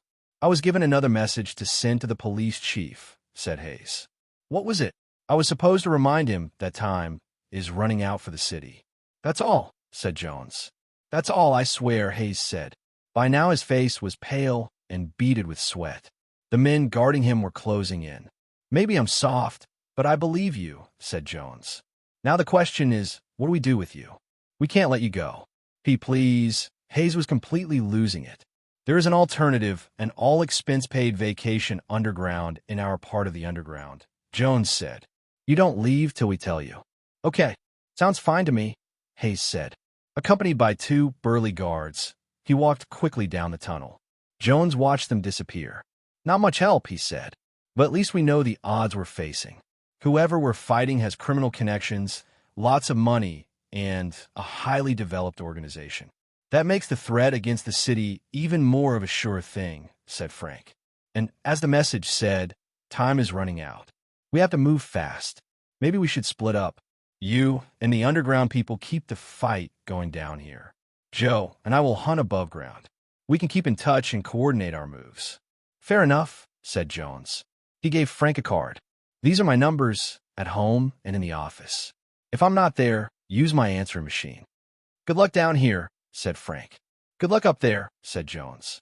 20 minutes later, after one of the underground men had guided the Hardy Boys through a maze of sewers and abandoned steam pipes back to Grand Central Station, Joe asked Frank, Well, what's the next step? The next step is to stop moving and start thinking, said Frank. I should have known you'd come up with something like that. Joe grimaced. But let's not take too long doing it, okay? We don't have too long, Frank reminded him. But let's fuel up. He indicated a pizza stand in the station arcade. We haven't had anything since breakfast, and it's way past dinner time now. Joe and Frank got on with their discussion between mouthfuls of pizza topped with green peppers, onions, pepperoni, and extra cheese. What we have to do is analyze this case, said Frank. He reached for the crushed red peppers. What's the most mysterious thing about it? Joe shrugged. As far as I'm concerned, everything. But what seems to make no sense at all? Frank pursued. Joe considered. The whole way this blackmail scheme was set up. Why did the crooks put the muscle on the police chief and not on the mayor?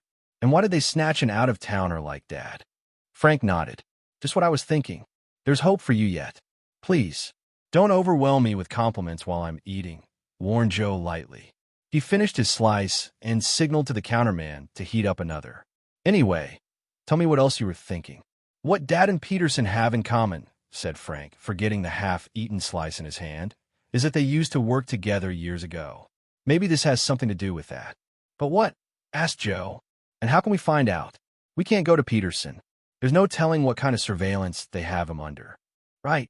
We can't alert them, or it's goodbye, Dad. Frank put down his pizza, his appetite gone. And goodbye, city. So what do we do? Where do we go? As the saying goes, there's no place like home. Frank was already pulling out a train schedule from his pocket. We're in luck. A train leaves in 4 minutes. We could just make it. But my pizza, Joe said, grabbing the slice and throwing down some money. Pizza in hand, he kept up with his brother and leaped aboard the train just as it was moving off. Just then, he figured out why they were going home. I should have thought of it earlier, he said after they sat down in a nearly empty car. He took a bite of his pizza. It was still warm. Dad's files. He has records of all his old cases, including some from when he was a cop. It'll feel funny breaking into his private files, but I figure he'll understand, said Frank. But while we say to Mom and Aunt Gertrude? Nothing, said Frank. They both should be asleep by the time we arrive. We'll sneak into the house, go to Dad's den, get the info we need, and head back to the city. I have to hand it to you. You do have a knack for making plans. Joe licked his lips, wishing they made pizza slices bigger. Of course, whether or not they work is a different story. This plan, though, had every indication of working perfectly. Their house was dark when they arrived. They let themselves in and moved through the rooms without making a sound. Frank silently swung open the door to the den. But then the silence was shattered, and the plan with it. Freeze, a snarling voice commanded, or you're as good as dead. Chapter 9. Joe and Frank stared at the two men who had invaded their house. One of them held a long-barreled gun in his hand, and he was pointing an attachment at the end of the barrel. Know what this is, kids? He asked. A silencer, said Joe. Smart, said the man. Real good. I like bright kids. And if you're really smart, you'll make me show you how well this silencer works. I'm really smart, said Joe. And so is my brother. Two smart kids. Good for you. Now to prove you're smart, show us how to unlock your dad's files and fast, he ordered. The man's tone indicated that he was serious. So did the gun in his hand, pointed directly at Frank's head. The partner drew a gun of his own and covered Joe. The boys' eyes met. I'm not going to argue, said Frank. He went to the desk and took out a key to the steel cabinets that contained Fenn and Hardy's files. He turned the key in the pick-proof lock and opened one of the drawers. Thanks for being so cooperative, said the first man. Yeah, you're real good kids, said the second. It's a shame we gotta do what we gotta do, said the first. But orders are orders, said the second. And we were told what we had to do if anyone spotted us during this break-in. So long, kids, said the first as both men brought their guns into firing positions. Hey, wait a minute, Frank said, acting terrified. You're not going to dash? Please, we're so young.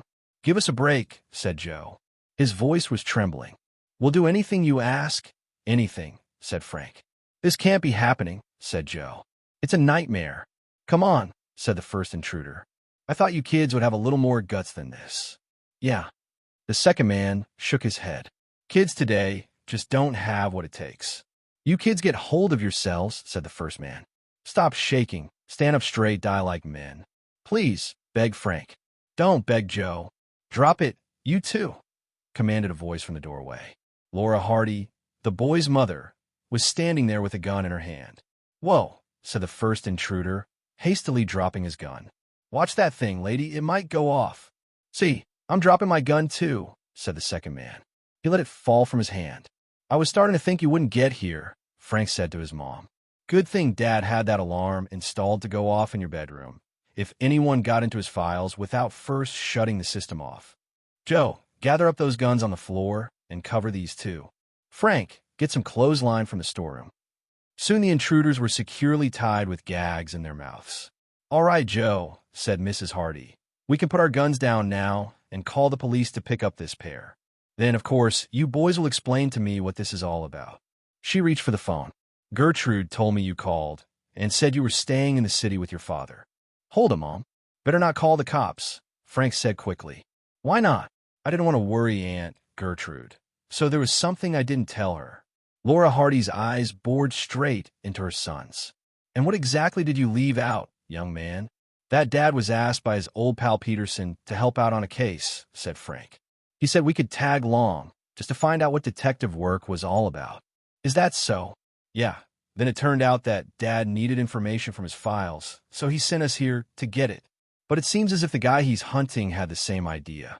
But I still don't understand why I shouldn't call the police." Laura Hardy was beginning to look confused. Frank paused. Then he said, "You tell her, Joe." Joe, his mind a blank, stared open-mouthed at his brother. Fortunately, an idea came to him. "Dad doesn't want the crook to know how close he is to being caught," Joe said, inventing quickly. "If these two are locked up, they'll call their lawyer, and their lawyer will alert their boss." "That's right," said Frank, flashing Joe a grin of gratitude. "So what you have to do is hold on to these two bozos for a day or so before we send them off to jail." "Oh, come on, Frank. We wouldn't ask you to do it, Mom. But we know you've helped Dad on cases before. And he's told us you're as tough in the crunch as he is."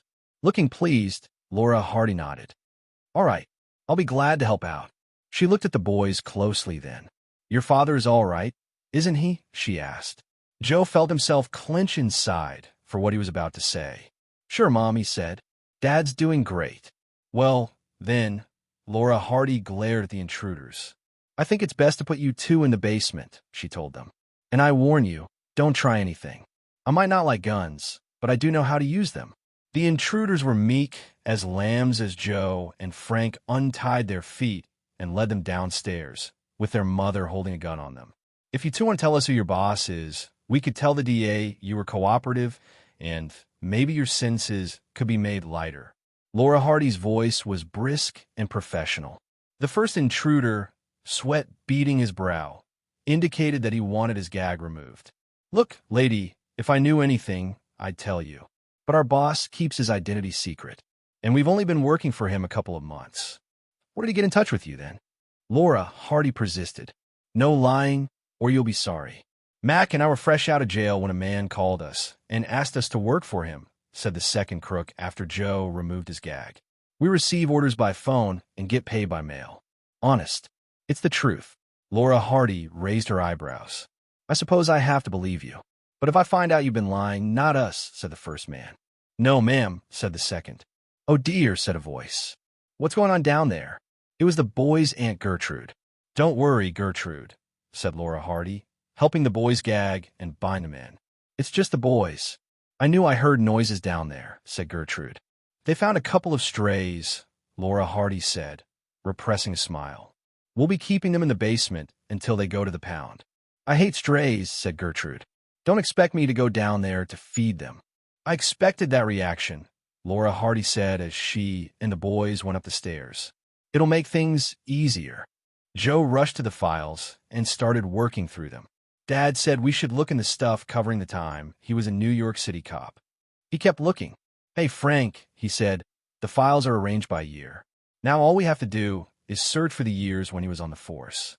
"Your father started on the force 25 years ago," said Mrs. Hardy. "He decided to go off on his own when you two were still toddlers about 15 years ago, I think." "Thanks, Mom," Frank said. He pulled the files covering that time period out of the file cabinet.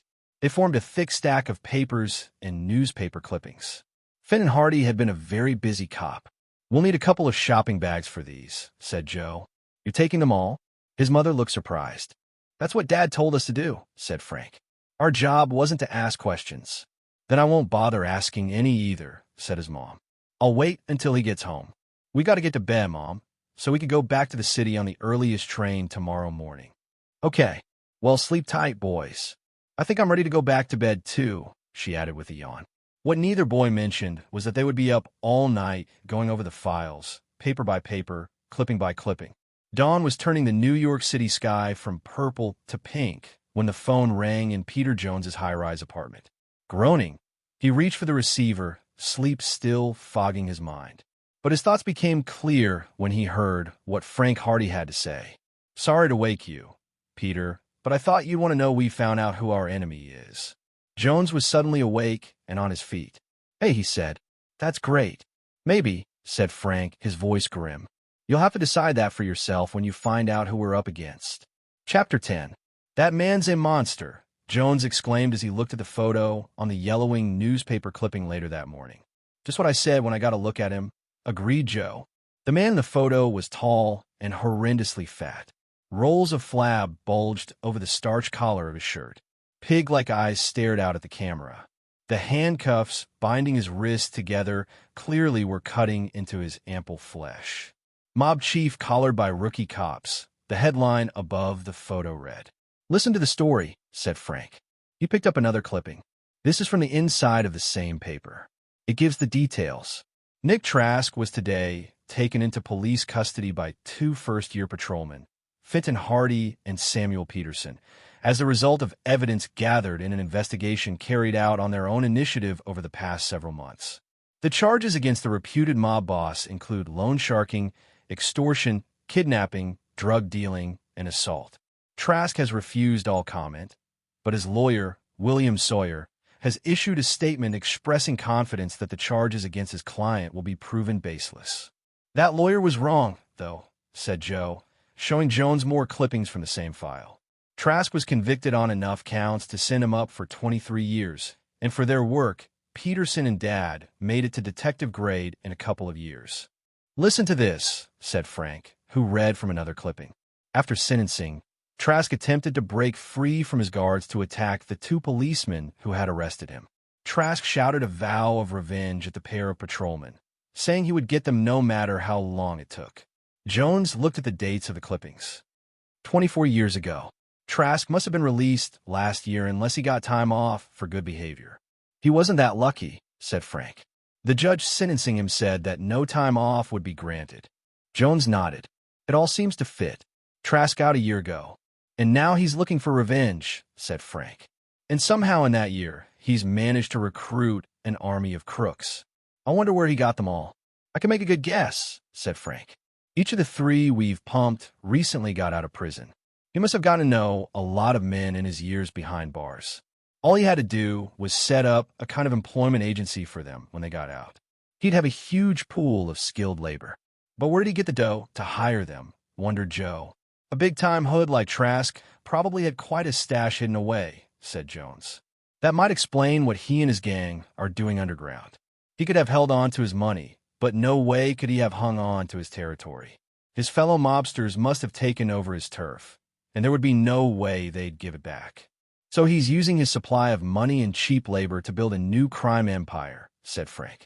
An underground empire this time, so big that it's scary. He shook his head. And crazy, too. He'll wipe out the city, just for starters.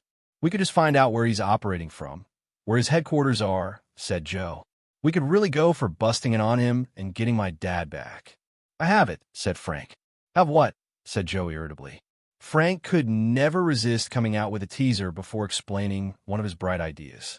I have thought of the place we can begin looking, said Frank. The city has to have records, right? They probably even have a tie-in to federal prison records. In addition to Trask, I bet they'll have records of the others who were in with him and have since been released. They do have, said Jones, nodding. It's all in a central computer bank downtown.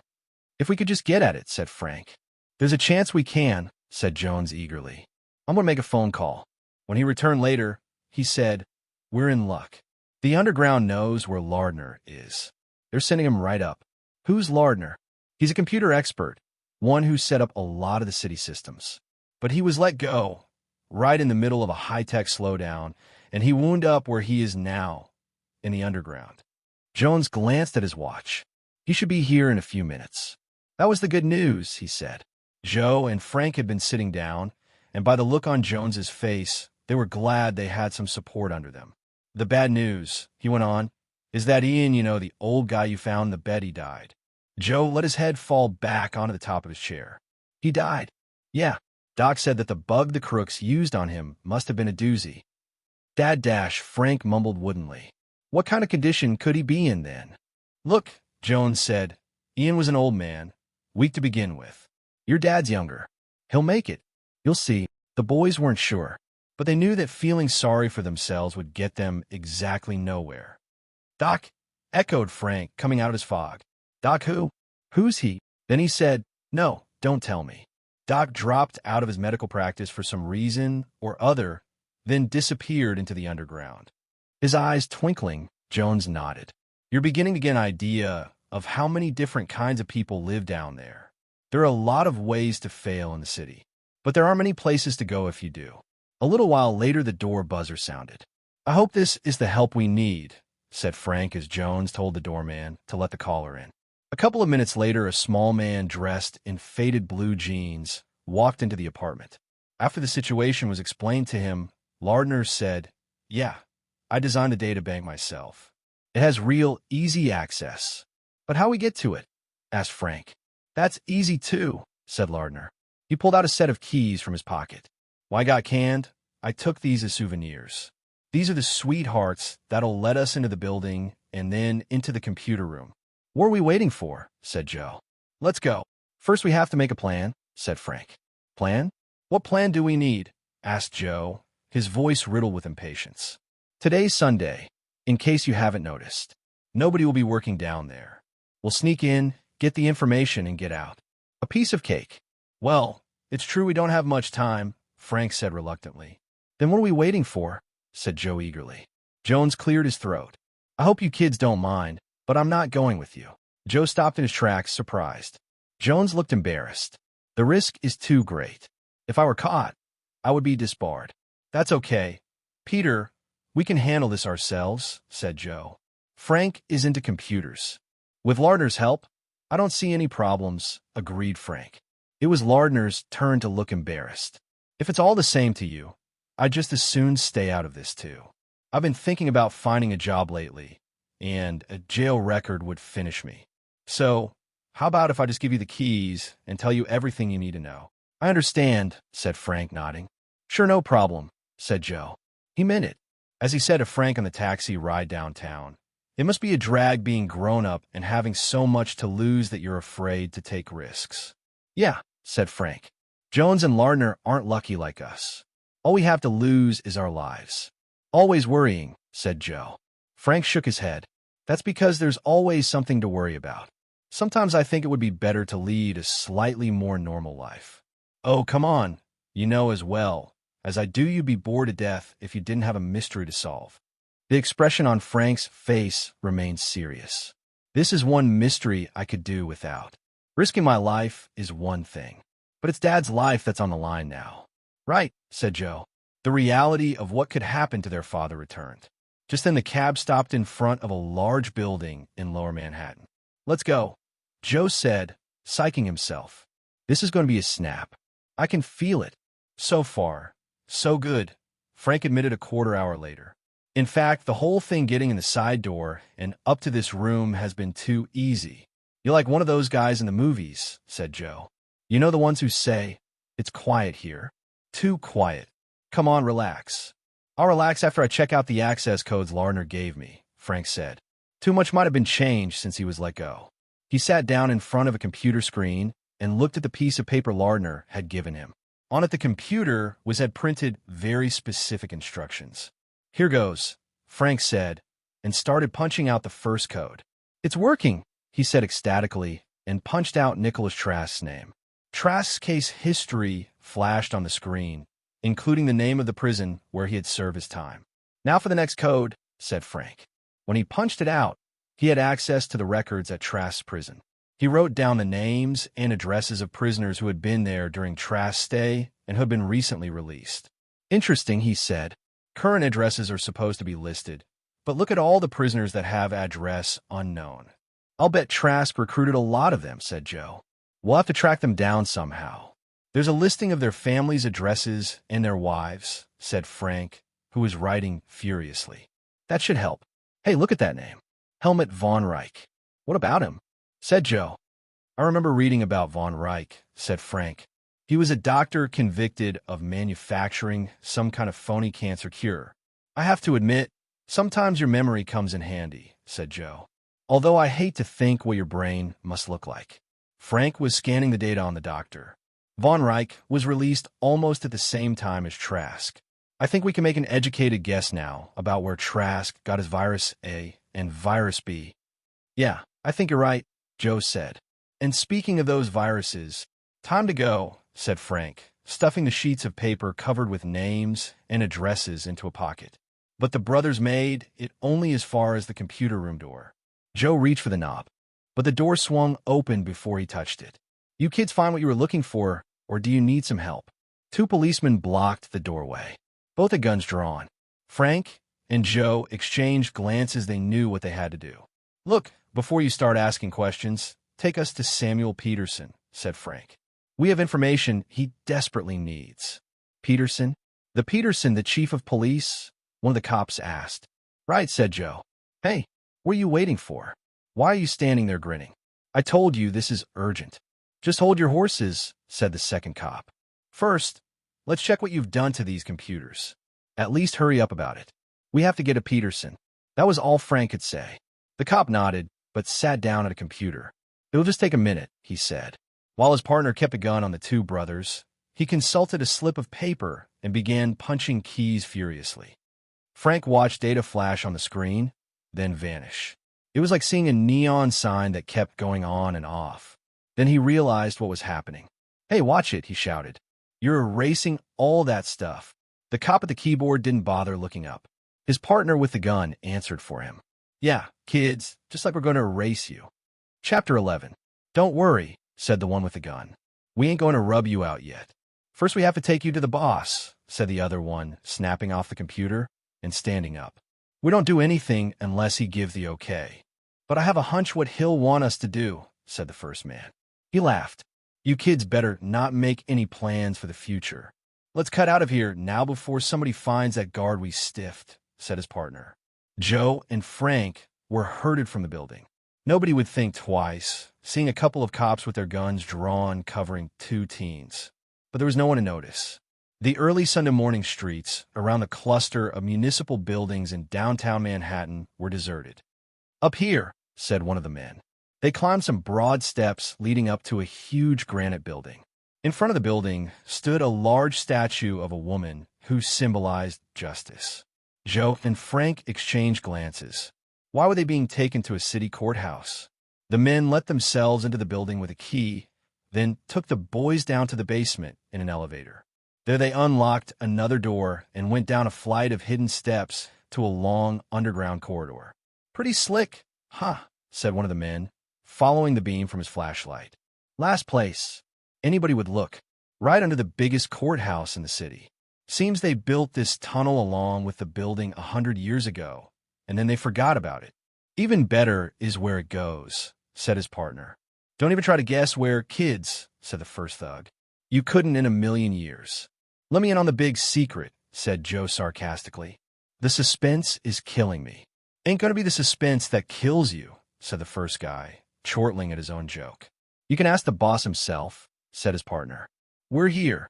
They had reached metal door at the end of the tunnel, and one of the men gave a series of long and short rings on a buzzer, clearly a code.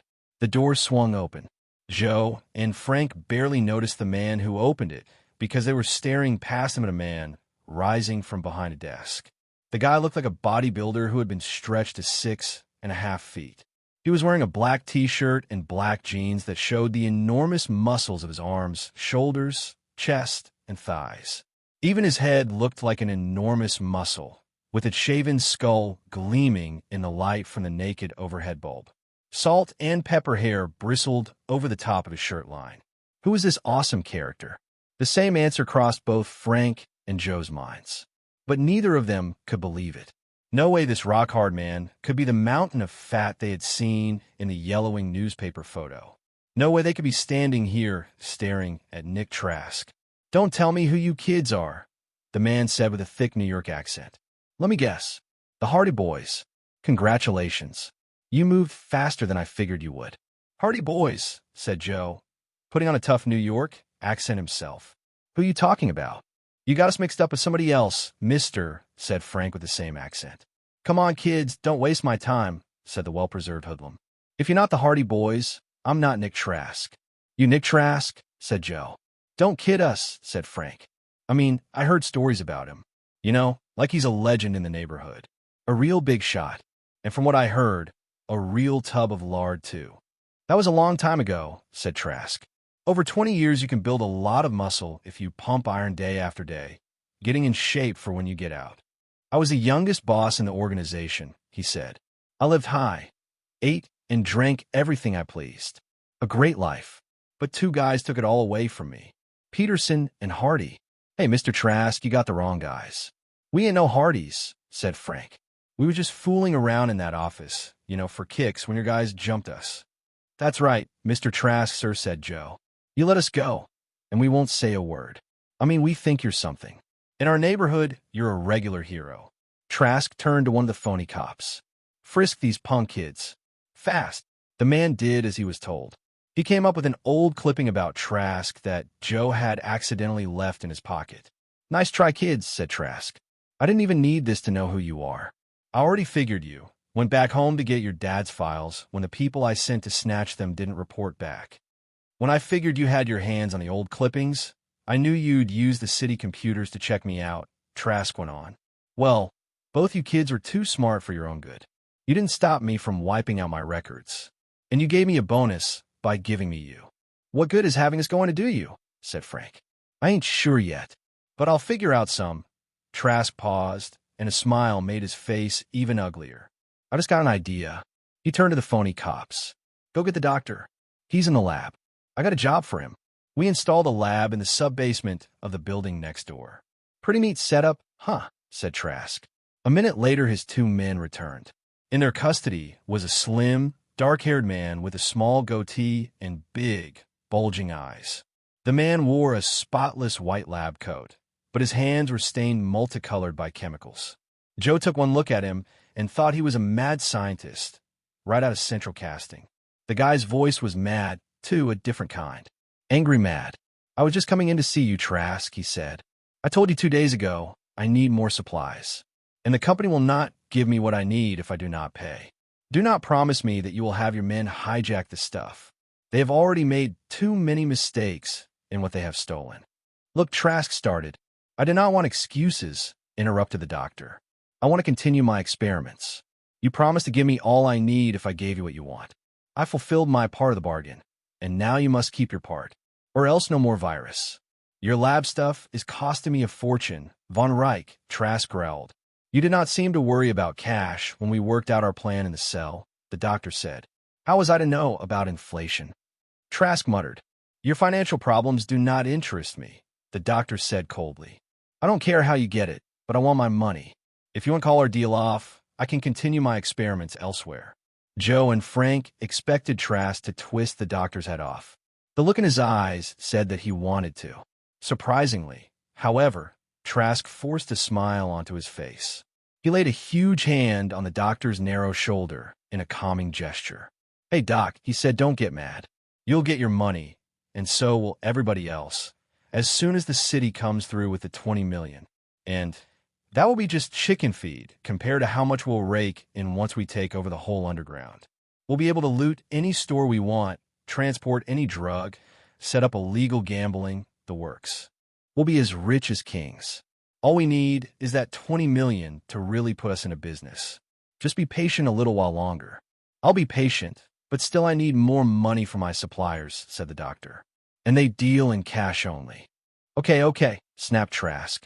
How's this? He reached into his pocket and pulled out a roll of bills. Slowly he peeled them off and dropped them in a Von Reich's waiting hand. First $100 bills, then 50s, then 20s. Trask stopped with over half the roll still in his hand. That's all? Demanded the doctor. I got other expenses, Trask said quickly. He stuffed the roll back into his pocket, but not before Frank and Joe caught a glimpse of the top one. It was a single. The boys exchanged glances. They both realized that the bankroll had big bills on top, but the bulk of them were small. It looked as though Trask had a cash flow problem. The doctor, though, seemed satisfied. Okay, for now we are back in business. I will go back to my work. First, I got some more of my work for you. A couple of new patients, sons of Mr. Hardy, Trask said. They need treatment real bad. Treatment A or treatment B? Asked the doctor, a hint of a nasty smile edging across his thin lips. Treatment A, said Trask. We'll save B for the big moment. With guns leveled at them, the Hardy boys followed Dr. Von Reich out of Trask's headquarters. They were escorted down a short corridor and into a room filled with laboratory equipment. "You first," the doctor said to Frank. "Lie down on the table." Frank glanced at the gun trained on him. He shrugged and then obeyed. Furtively, Joe looked sideways at the gun trained on him. He couldn't make a move. One of the phony cops strapped Frank down on the table, then stepped back. Meanwhile, the doctor had filled a hypodermic eye with a solution drawn from a tube stored in a refrigerator. Both Hardy boys knew what the solution was. Despite himself, Frank grew pale. The doctor, smiling with evident enjoyment, held the instrument in front of Frank's eyes for a moment so that Frank could get a good, long look at it. "What's the matter, little boy? Afraid of a tiny needle?" the doctor asked mockingly. "Do not worry. You will hardly feel it. And then, I promise you, you will feel nothing at all." Before Joe's horrified eyes, Von Reich plunged the needle into Frank's arm. Almost instantly, Frank's eyes bulged with shock and then closed just as fast, his face and body going slack. "Just lay him on the floor. It will not bother him in the least," the doctor told one of Trask's men. 2 minutes later, Joe was the one strapped on the table. He steeled himself so he wouldn't flinch when the doctor gave him a close-up of the needle. But he couldn't help shuddering inwardly when he heard the doctor's words. As the saying goes, young man, like father, like sons. Chapter 12. Blackness. That was all Joe saw, but he was sure he was awake. He was sure he had his eyes open. Maybe this was what Virus A did to you, he thought. Maybe it took away your sight and made you think you were conscious when you were really still knocked out. Was he running a fever? He didn't think so. But to make sure, he put his hand on his forehead. Or at least he tried to. He couldn't move. He seemed to be tied up hand and foot, lying on what felt like the concrete floor of a pitch-dark room. But he had no idea what kind of room he was in. Then the total silence was broken as he heard footsteps moving toward him. He tensed. He felt a foot collide with his side. Next, a hand felt his face, forehead, nose, gag mouth. "That you, Joe?" It was Frank's voice that was whispering. Joe felt the gag being taken out of his mouth. Before Joe could say anything, Frank said hoarsely, "Keep your voice way down. This place might be bugged." Always playing it cautious, Joe teased softly, "See if you can untie me." Frank untied Joe's wrists, then the rope around his ankles. "Easy as pie," whispered Frank. "Whoever tied us up was never Boy Scout. I think this underground living is getting to Trask's boys. They're getting sloppy." "You were tied up too?" Joe asked. He tried to rub the circulation back into his wrists and ankles. "How did you get loose?" "When I came to, I rolled along the floor, hoping I'd run into some luck," said Frank. "And I did. I hit a wall. Then I made my way along the wall until I reached a doorway. The door was locked, but it was set far enough into the wall to leave a hard edge exposed. I used the edge to saw through the ropes around my wrists. The rest was easy." "Do you think Dad is tied up in here?"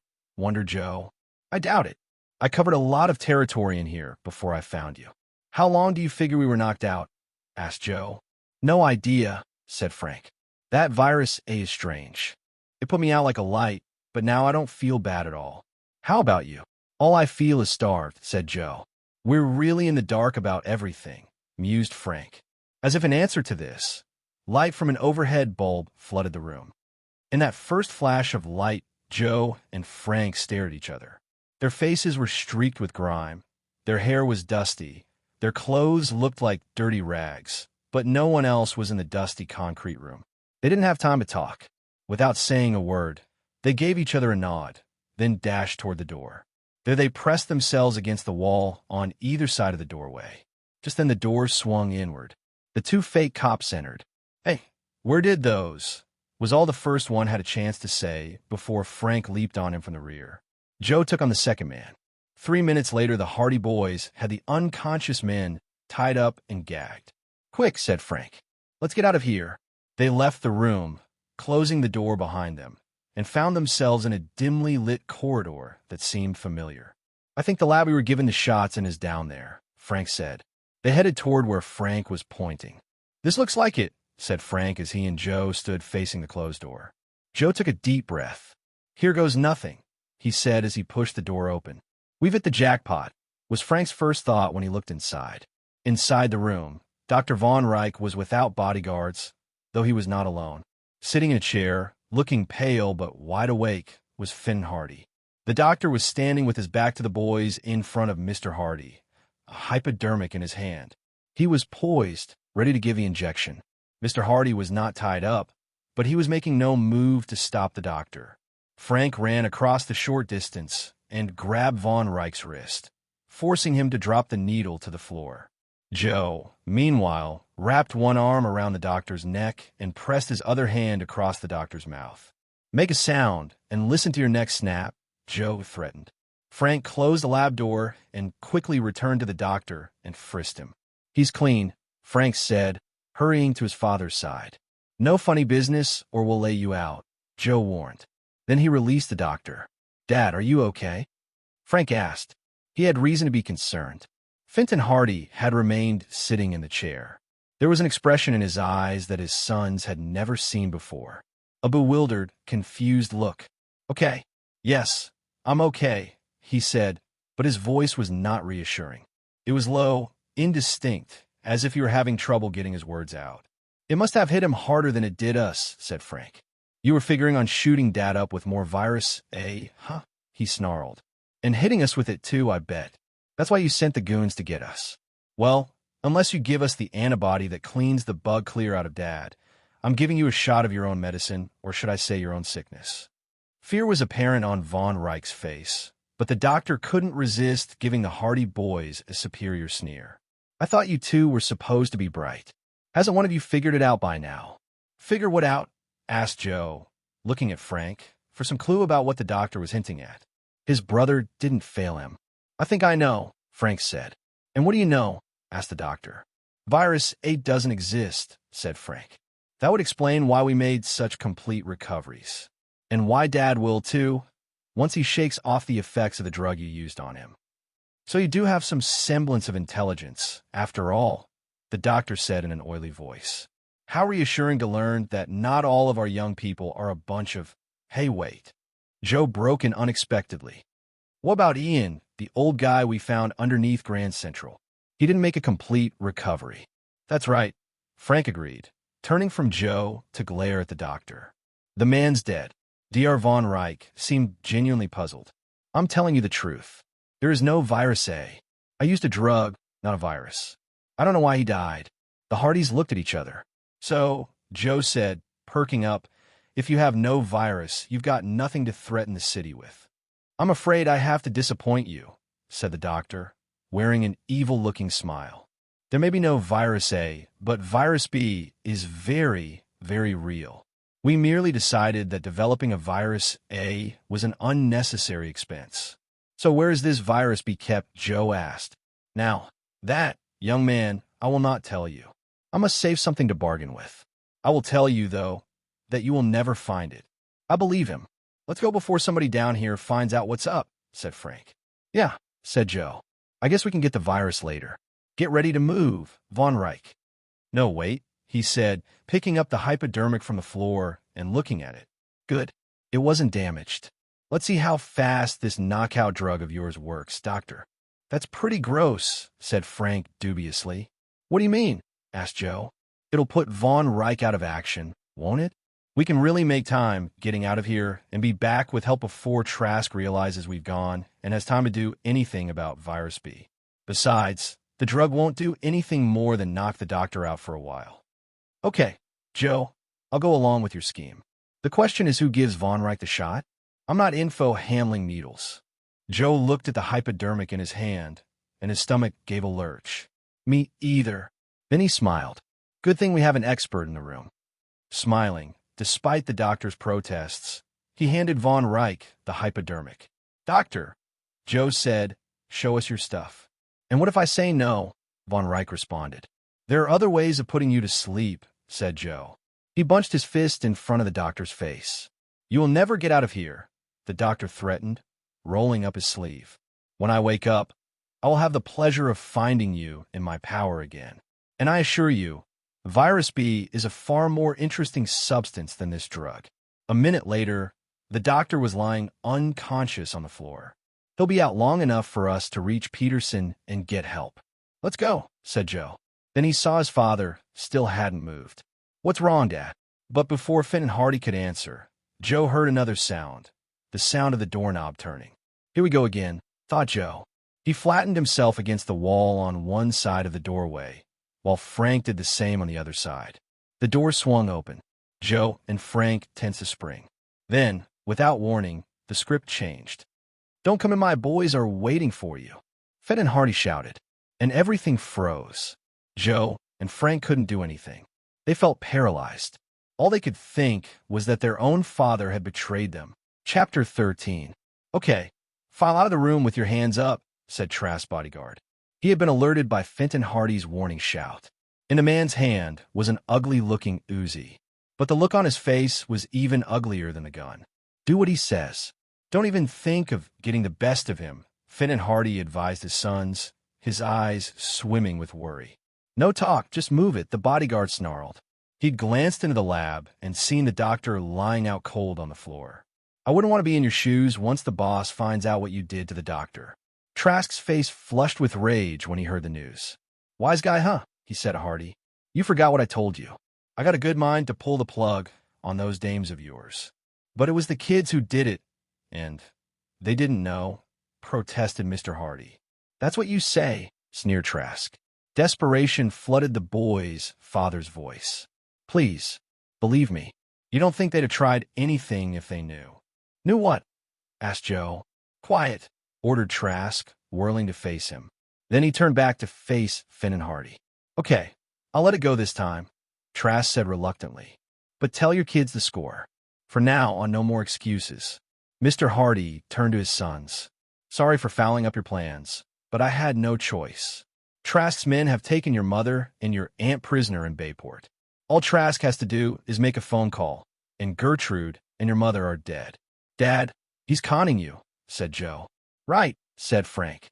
"It's Mom and Aunt Gertrude who have the prisoners. We left them at home holding the goons at gunpoint."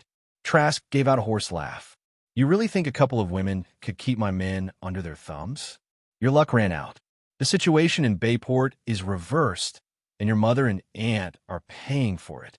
"You're lying," said Joe. But the cold contempt in Trask's voice chilled him. "Want to bet on it? Want to bet your mother's and aunt's lives?" "You see why I had to stop you," Fenn and Hardy said. "If we tried to escape, it wouldn't be just our lives we were putting on the line. And how could we really have been certain that Trask wouldn't have released Virus B in the meantime and wiped out the city?" "No," Mr. Hardy said thoughtfully. "The risk was too great." Frank and Joe nodded. They should have known their dad had a good reason for doing what he did. They just hoped he could come up with something to get them out of this jam. The brothers glanced at their father's face, but couldn't see a glimmer of hope.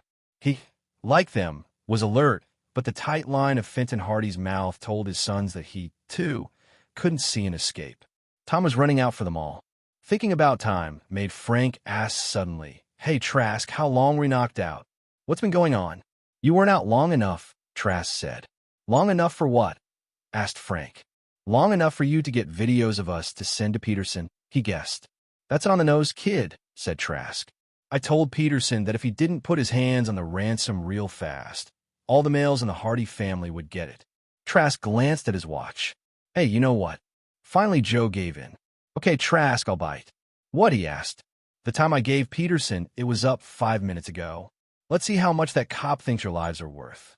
Trask picked up his phone and punched out a number. "Was the dough delivered?" he asked. His face darkened as he heard the answer. He slammed down the receiver. "Nothing yet. Not a cent," he growled. All Peterson left at the drop-off point was a note begging for more time. "Seems the big money boys want proof of what kind of danger they're in." Trask crashed his big fist down on his desk. The desk trembled. Trask was in his 50s, but the huge muscles in his arms were those of a younger man. "I'll give them all the proof they want," he said, glaring at the Hardys. A nasty smile shaped his thick lips. "You think 3 Hardy corpses should do it?" He faced Finn and Hardy. "What do you think, Mr. Big Important Man?" Before he could answer, Trask changed course. "Nah, a 2-bit private eye and 2 baby boys wouldn't be impressive enough to make those fat cats cough up that big a chunk of their loot.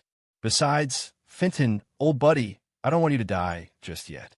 I want you around that way you can see what kind of guy you were dealing with when you tangled with me." Trask nodded at his bodyguard. Come on, we're all going to the lab. Keep your guns on these jokers. You can never tell what they'll come up with. Gonna check on how the doctor is? The bodyguard asked his boss.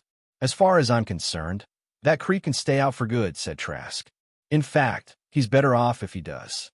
It'll spare him the shock of finding out that his share of the take ain't going to be what he expected. Double-crossing your own partner, said Joe. You're a real sweet guy. Trask wasn't insulted. If anything, he looked as if he had received a compliment. In this business, kid, nice guys finish last, dead last. In the lab, Trask poked the doctor with his toe. Von Reich groaned, then stirred. A cloud passed over Trask's face. That drug of his ain't so good, he muttered. He bent down and picked up the hypodermic that had fallen to the floor when the doctor had passed out. Trask's face brightened. Hey, Doc only injected himself with a little bit of it. I always knew the man was shrewd. By then, Von Reich's eyelids were fluttering open. He was struggling to sit up, but a minute later he was back on the floor, totally unconscious. With a big smile, Trask had emptied the rest of the needle into his arm. Trask went to the lab refrigerator and took out a tightly corked test tube. A row of identical test tubes remained there. Nice supply, huh? Trask said, making sure the Hardys got a good view. Enough to wipe out a whole city. I can't believe it was right there, said Frank, hitting his forehead with the palm of his hand. Trask closed the refrigerator door. Then, eyeing the test tube, he faked a toss to Joe. He chuckled as Joe instinctively made a desperate grab at thin air. Think I'd trust you to catch this, kid? Trask sneered. You drop it, and we're all dead in about 3 minutes. A real ugly way to go, too. You should have seen how the doc's lab rats writhed around before they croaked. Ugly sight, believe me. Real ugly. Tell you what, he said. He was clearly enjoying himself. I'll let you carry the stuff. He handed the test tube to Joe. Joe held it carefully as he looked at it. The test tube was filled with a clear liquid. Joe tried to remember what he had learned about viruses and biology. It was hard to imagine that the liquid in that test tube was the breeding ground for millions of organisms that only the most high-powered high-tech microscopes could identify. Unbelievable, he said. Gives you the creeps, huh? Said Trask. Don't worry. You won't have to carry it far, come on. Once again, they walked down the corridor. This time, they headed past Trask's office, not stopping until they reached a metal ladder. Trask climbed up the ladder. He gave 5 sharp raps on the trapdoor just above his head. Then he paused before rapping 3 times more. When the door was lifted, Trask squeezed through what, for him, was a narrow opening. Okay, the rest of you come up, he called down. And, you Hardys, no funny business.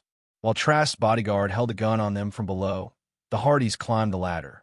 Joe was extra careful because of his deadly cargo. They reached a dimly lit basement and discovered Trask standing next to a man dressed in a janitor's outfit. Given the test tube, said Trask. Joe obeyed. Be careful of this stuff, Trask told the man. Insert it the way we plagued. Then cleat out fast. The man made a face. You don't have to tell me that, he said, already fiddling with a series of pipes. I saw what happened to those mice. No way I'm going to let that happen to me.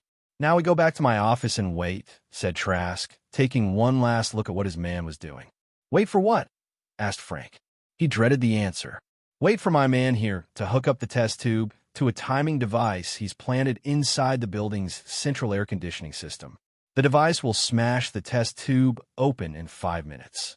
Trask wore a sinister smile. After that happens, he said, it should take about half an hour for the radio and TV people to report the tragedy. Maybe we'll hear even sooner. What makes you think the story will get on the news so fast? Asked Joe. It's Sunday, no one's around. Hey, bright boy, I forgot to tell you what building my office is under, Trask said, gloating. Some kind of courthouse, right? Joe asked.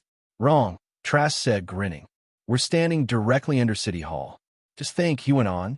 Peterson is having a special meeting with the mayor and the city council, trying to convince them that we're for real. Sunday or not, they're all there. A horrifying picture suddenly appeared in all of the Hardys' minds. In a few minutes, they'll know they were wrong to doubt me. Dead wrong. Chapter 14. Back in his office, Trask sat down at his desk, leaned back in his chair, and turned on his TV. By then, 4 of his hoods had come in. The atmosphere was that of a big party. The thugs sat drinking beer as they watched a silent image on the TV screen. In no time, they knew the program would be interrupted by some grim-faced announcer. Then the sound would be turned up again as they got all the gruesome details. Meanwhile, Trask had plenty to say to fill the silence. "That 20 million is practically in my pocket," he said, licking beer foam off his lips. "The fat cats will fall all over themselves to pay it when they see what's happened to their mayor and chief of police. After that, I can start getting even with my pals. When I got out of the joint, I found out what kind of pals they divided up all my territory. Tough luck, they told me. I was out in the cold." "Gee, rough break," said Joe sarcastically. "You can't trust anybody anymore. So that's why you had to move underground," said Frank. "It was the only area in the city still open to you." "You got the picture," Trask said bitterly. He grimaced at the memory. "Well, in just a couple of minutes now, nobody's ever going to get the better of Nick Trask again," he said, smiling. But after a couple of minutes of watching the silent TV screen, Trask was no longer smiling. The same nature show was continuing. Trask got up and switched channels. Everything was normal on all the stations. He snapped off the set suddenly and snapped on a transistor radio, turning to an all-new station. The announcer was enthusiastically reporting the score of a Yankees game. Grabbing his phone then, Trask punched out a number. He shouted into the mouthpiece. "What's going on? Why didn't the thing go off? Pause." "Well, go find out." Trask threw down the receiver. It hit the floor, carrying the rest of the phone with it. Picking up the jumble of plastic and cord, Trask shook his head in disgust. Can you believe it? That jerk was just sitting around having a beer. He didn't bother checking to see what was happening. No wonder he wound up in the joint. The phone rang, and Trask snatched it up. "You sap!" He exploded into the receiver after listening a minute. "You must have fouled up the timer. Get down to the basement and check it out." Again, Trask slammed down the phone. "The meeting is still going on at City Hall. They all should have croaked by now, like those rats or mice or whatever Von Reich used in his experiments." Trask lit a cigarette. Then he noticed one was already burning on the edge of his ashtray. Stubbing both of them out, he stood up and started pacing. "Getting a little nervous, are you?" Joe couldn't resist asking. Trask was opening his mouth to snarl an answer when the phone rang again. He dashed for it and picked it up. "Yeah? What did you find?" he asked anxiously. His ear was plastered against the receiver. "What?" he exclaimed. "Are you kidding me?" He listened a moment, then let the receiver drop. His eyes had a dazed expression. "What happened?" Finn and Hardy asked. "I don't get it," Trask muttered. "My man went down to the basement. The test tube was smashed, just the way we planned it. The air conditioning system was working great." Trask's voice rose to a bellow of rage. "Then what went wrong?" "No one's dead." Trask shook his head in disbelief. "The guy must have made a mistake. I'll tell him to check it all out again." He picked up the phone. After furiously punching out numbers, he stood open-mouthed, waiting. "Now this thing is on the fritz," he said savagely, storming out of the room. Almost as an afterthought, he called over his shoulder, "Come on, all of you. We're going to the lab. The doctor has a lot of explaining to do." The Hardys were herded out of the room, and everyone followed Trask's trail. Frank managed to whisper to Joe and his dad as they left the room. For the time being, there's no way Trask can make a phone call. The two nodded. They all knew what that meant. With the phone out, Trask couldn't order their mom and aunt killed. A chance to escape had just appeared if they moved fast enough. The trouble was bullets moved faster. 3 Uzis were trained on the Hardys, and the men holding them looked trigger-happy. When they reached the lab, Trask gave the bodyguard a nod, and the man took the key from his pocket and unlocked the door. The Hardys glanced knowingly at each other. All 3 of them saw the bodyguard leave the key in the lock. When Trask led everyone into the lab, the door was left open. Another aid to help them escape. But the guns were still trained on them. Trask went to the doctor, picked him up, and shook him like a rag doll. Von Reich stayed out like a light. "The doctor's drug worked okay," growled Trask. "So what went wrong with his virus?" He swore it worked. 100% effective, he said. Letting the doctor drop to the floor, Trask glared down at the unconscious body. He looked as if he wanted to kick it. In fact, his foot actually was poised to deliver a kick when, instead, he turned away. Having second thoughts, he turned back. Joe and Frank winced as they witnessed him deliver a vicious kick to the doctor's side. What if Trask's rage turned against them? But Trask had a more pressing concern. "Let's see if the doctor has anything to hide," he said slyly. "Some cute little secrets." The guy insisted on living in this lab, claimed he wanted to be close to his work. But maybe he stayed here because he didn't want to leave his personal stuff unprotected. Maybe he had something he didn't want anyone to find. Trask stormed over to a corner of the lab where a bed and a chest of drawers were set up. First, he attacked the chest of drawers. His methods were crude, but effective.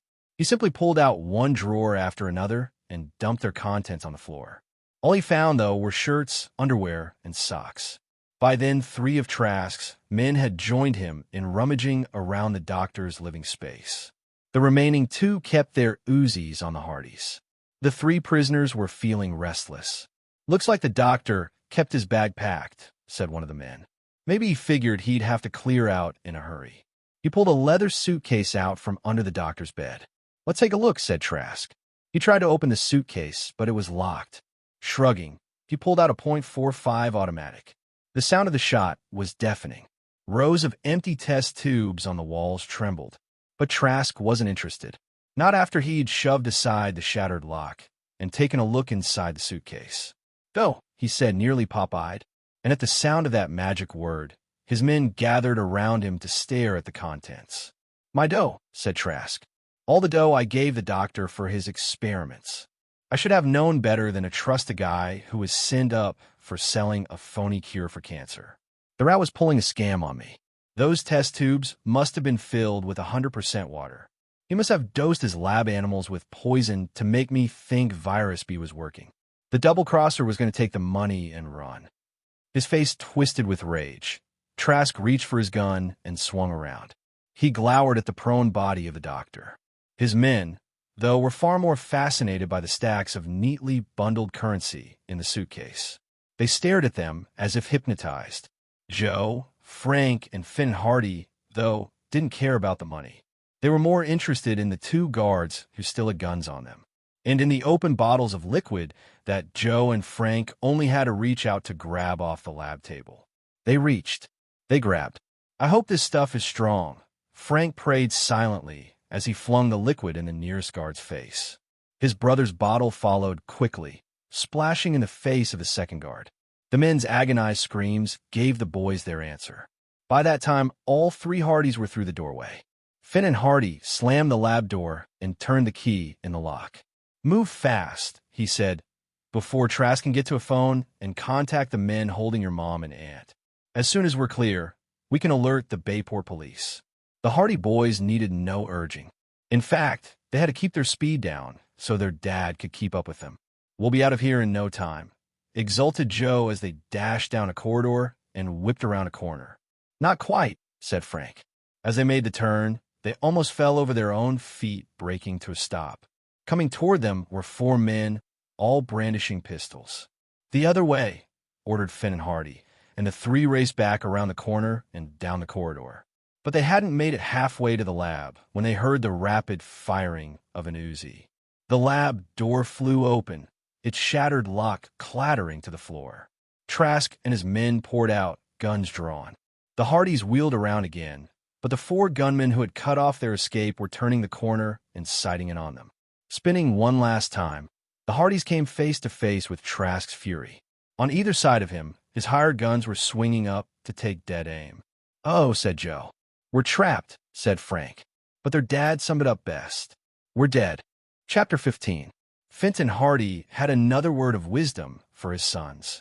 It was based on years of experience. "Dive," he said.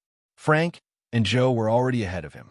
As their father did, they knew that guns tended to jerk upward when fired. Diving, they might avoid the first rounds coming at them. After that, though, they would be done for. But lying flat on the floor, they heard bullets continue to whiz over their heads. What was happening? Trask's thugs couldn't shoot that badly. Then the shooting stopped. The Hardys looked up and saw that the men who had cut off their escape were gone. "Get up before I leave you lying there permanently," Trask said, frowning down at them. From their vantage point, they were looking straight into the barrel of his gun. His men stood behind him, their Uzis smoking. "Come on your feet," Trask said. And no more funny business. You Hardys are lucky I still need you alive. Back in the lab, he told them, so do you see what kind of friend my old pals are? I got a little short and had to borrow from them, and then, just because I got a bit behind in my payments, they send in muscle to collect. As if they couldn't trust me to make good on a lousy couple $100,000. An honest guy like you, said Joe with mock sympathy. Kid, someday you're going to open your mouth too wide and find a gun rammed down your throat. Trask spat out. Then he said, but I have more important things to do right now. Like get uptown to Grand Central. We can contact Peterson from there.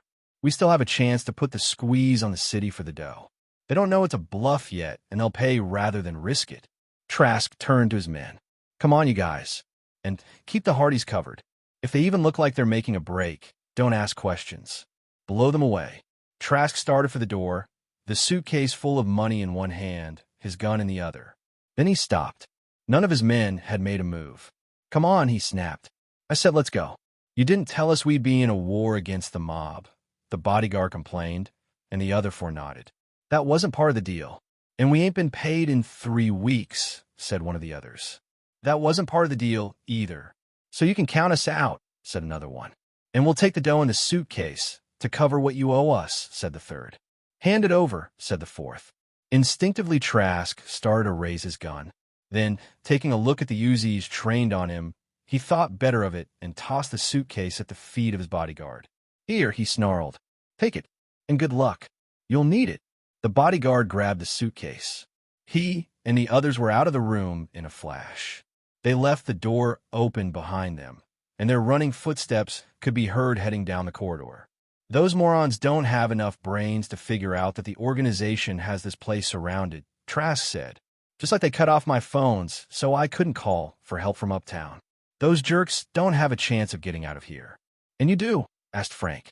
You bet I do, and I'm taking you with me, said Trask. He motioned with his gun for the Hardys to move out of the room ahead of him. I'm not beaten yet. Just hold on a minute, Finn Hardy boomed. His voice stopped Trask cold. Have you thought about this with that old man Ian dead? You're up against a murder rap. The best thing for you would be to turn yourself in. But that guy didn't die from the virus. There was no virus. Fenton Hardy scowled. You think the police will care about that? Trask considered Hardy's words. Then a crooked smile erupted on his face. Well, my dear friend, he said, sneering, if I'm going to be sent up for killing one guy, Trask's gaze swept over the 3, then I might as well kill 3 more. 10 minutes later, after moving through a maze of corridors, tunnels, and an old water main, the group emerged into a subway station, or what was once a subway station. By then, Trask had taken a flashlight out of his pocket. In its beam, the Hardys could see elaborate tile work that was now cracked and covered with grime. This used to be the City Hall station, said Trask. A real fancy place once, for what they tell me.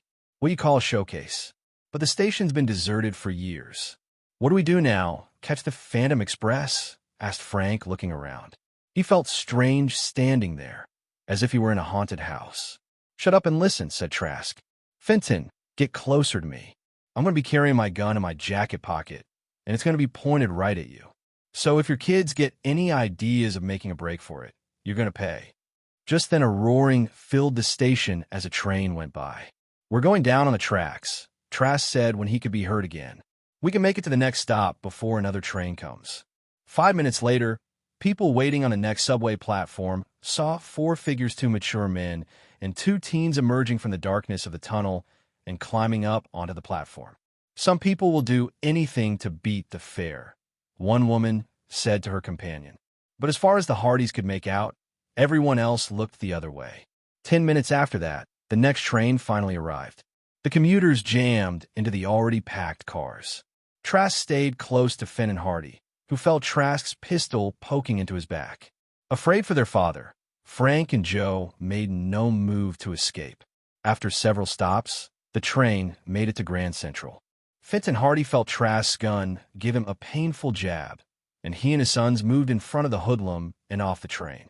We're born free, said Trask, and 15 minutes later they were underground again, in another of Trask's headquarters. It's practically payday now, Trask assured the 6 men he had gathered in the room. His voice was full of hearty good cheer. Just a couple of phone calls, and we're all rich. About time, muttered one of the men. Trask's tone changed abruptly. One more wisecrack, and you're out in the cold. Got it. Just kidding, the man apologized. You better be, growled Trask. That you, Peterson? Trask snarled after reaching for the phone and punching out a number. I hope by now you've given up trying to trace my calls. Now listen and listen hard. I want that dough you promised me, and I want it fast. Don't jerk me around, Mr. Almost Mayor. It won't do much for your campaign if I kill the Hardys, yeah. All of them, and then I start on the rest of the city. You didn't know I had the Hardy kids along with their dad? Here, pay attention. He handed the phone to Frank. Tell him the good news, kid. Peterson, Frank said into the receiver. The chief sounded hoarse to him. He had the voice of a man who had been talking too much and not getting enough sleep. Yes, he's got us, Frank went on when Peterson asked him to confirm. Trask took the phone back. Convinced. He smiled. Good. Now, like I said, I want the money fast. What do you mean you have just $5 million? Trask said. He'd been listening to Peterson's reply. What am I supposed to do with chicken feed like that? It'll barely cover expenses. Trask concentrated. Okay, he said. I'll agree to that. You leave the $5 million at the drop-off point as agreed and get me the rest in 2 days. You've bought that much time. But, Peterson, Trask looked at the Hardys. You cross me. You even make me think you're crossing me. And your friends are dead meat. Trask wore a triumphant expression as he put the phone down. I knew they'd chicken out. They don't have enough guts to see a few lousy lives lost. That's why tough guys like me always come out on top. You're on the bottom as far as I'm concerned, Joe said, and Trask shoved him hard. Then the hood turned to his men and told 2 of them to pick up the parcel at the drop-off point. It should be there in 10 minutes, he said. Keep your eyes peeled so you're not followed. I don't figure Peterson's going to pull a fast one. Still, you can't be sure. He must be getting a lot of heat from the fat cats. They ain't into giving away their dough. After the men left, Trask gave the rest of his crew a little pep talk. Boys, you've done good work for me, and when Nick Trask gets good work, he pays good for it. You know the dough I told you you'd get when this job was finished? Well, I'm going to double it just as soon as that final payment is made. Plus, all of you are going to have executive jobs in the organization I'm setting up. You'll be kings of the city, and I don't mean the underground. We'll be moving up in the world soon, taking over everything. It took just 20 minutes for Trask's messengers to return with a satchel. Let me see that, Trask said, reaching out for it. He turned all his attention to the satchel. Putting it on his desk, he started unloading the contents bundle after bundle of $100 bills. He counted the bills in the first bundle, and then used that stack to measure the thickness of all the other bundles he took out. After counting the total number, he did a quick multiplication on a small calculator and announced $5 million on the nose. But he wasn't quite finished. He took a magnifying glass from the desk drawer. Examining 2 bills closely, he gave a final nod. Good, he said. Peterson didn't mark them. Guess he knows that Nick Trask is no chump. Trask then began to load the bundles back into the satchel, casually sweeping the 2 loose bills onto the floor. When one of his men bent to pick them up, Trask said, Don't bother, that's small stuff. In 2 days, you're going to have more dough than you can stuff in your pockets. The thug hesitated. Then, giving the bills a quick glance, he backed off from them. You guys are in the big time now, Trask told them. You've got to learn to think big. But of course, we still have to keep on our toes. That's why I'm sending you out to make sure the cops don't try to find this place. You already know your guard posts, so get to them fast. Make sure nobody sneaks by you. Trask waited until the last of his men had left. Then, with his gun covering the Hardys, he went to the door and locked it. Next, he bent over, picked up the $100 bills he had grandly swept to the floor, and stuck them into his wallet. Never know when a couple of hundred will come in handy, he said, though I won't really need them. Not with the rest of this pile here. Moving to the satchel stuffed with money, he snapped it closed. Then he picked it up, testing its weight. Not as heavy as I thought, he said. I'll be able to make good time with it. The Hardys looked at one another. Are you thinking what I'm thinking? Frank asked his dad. The thought crossed my mind, he answered. What are you two talking? Oh, I see what you mean, Joe said. He shook his head at Trask. Hey, Nick, I'm surprised at you. You wouldn't be thinking of stealing that $5 million, would you?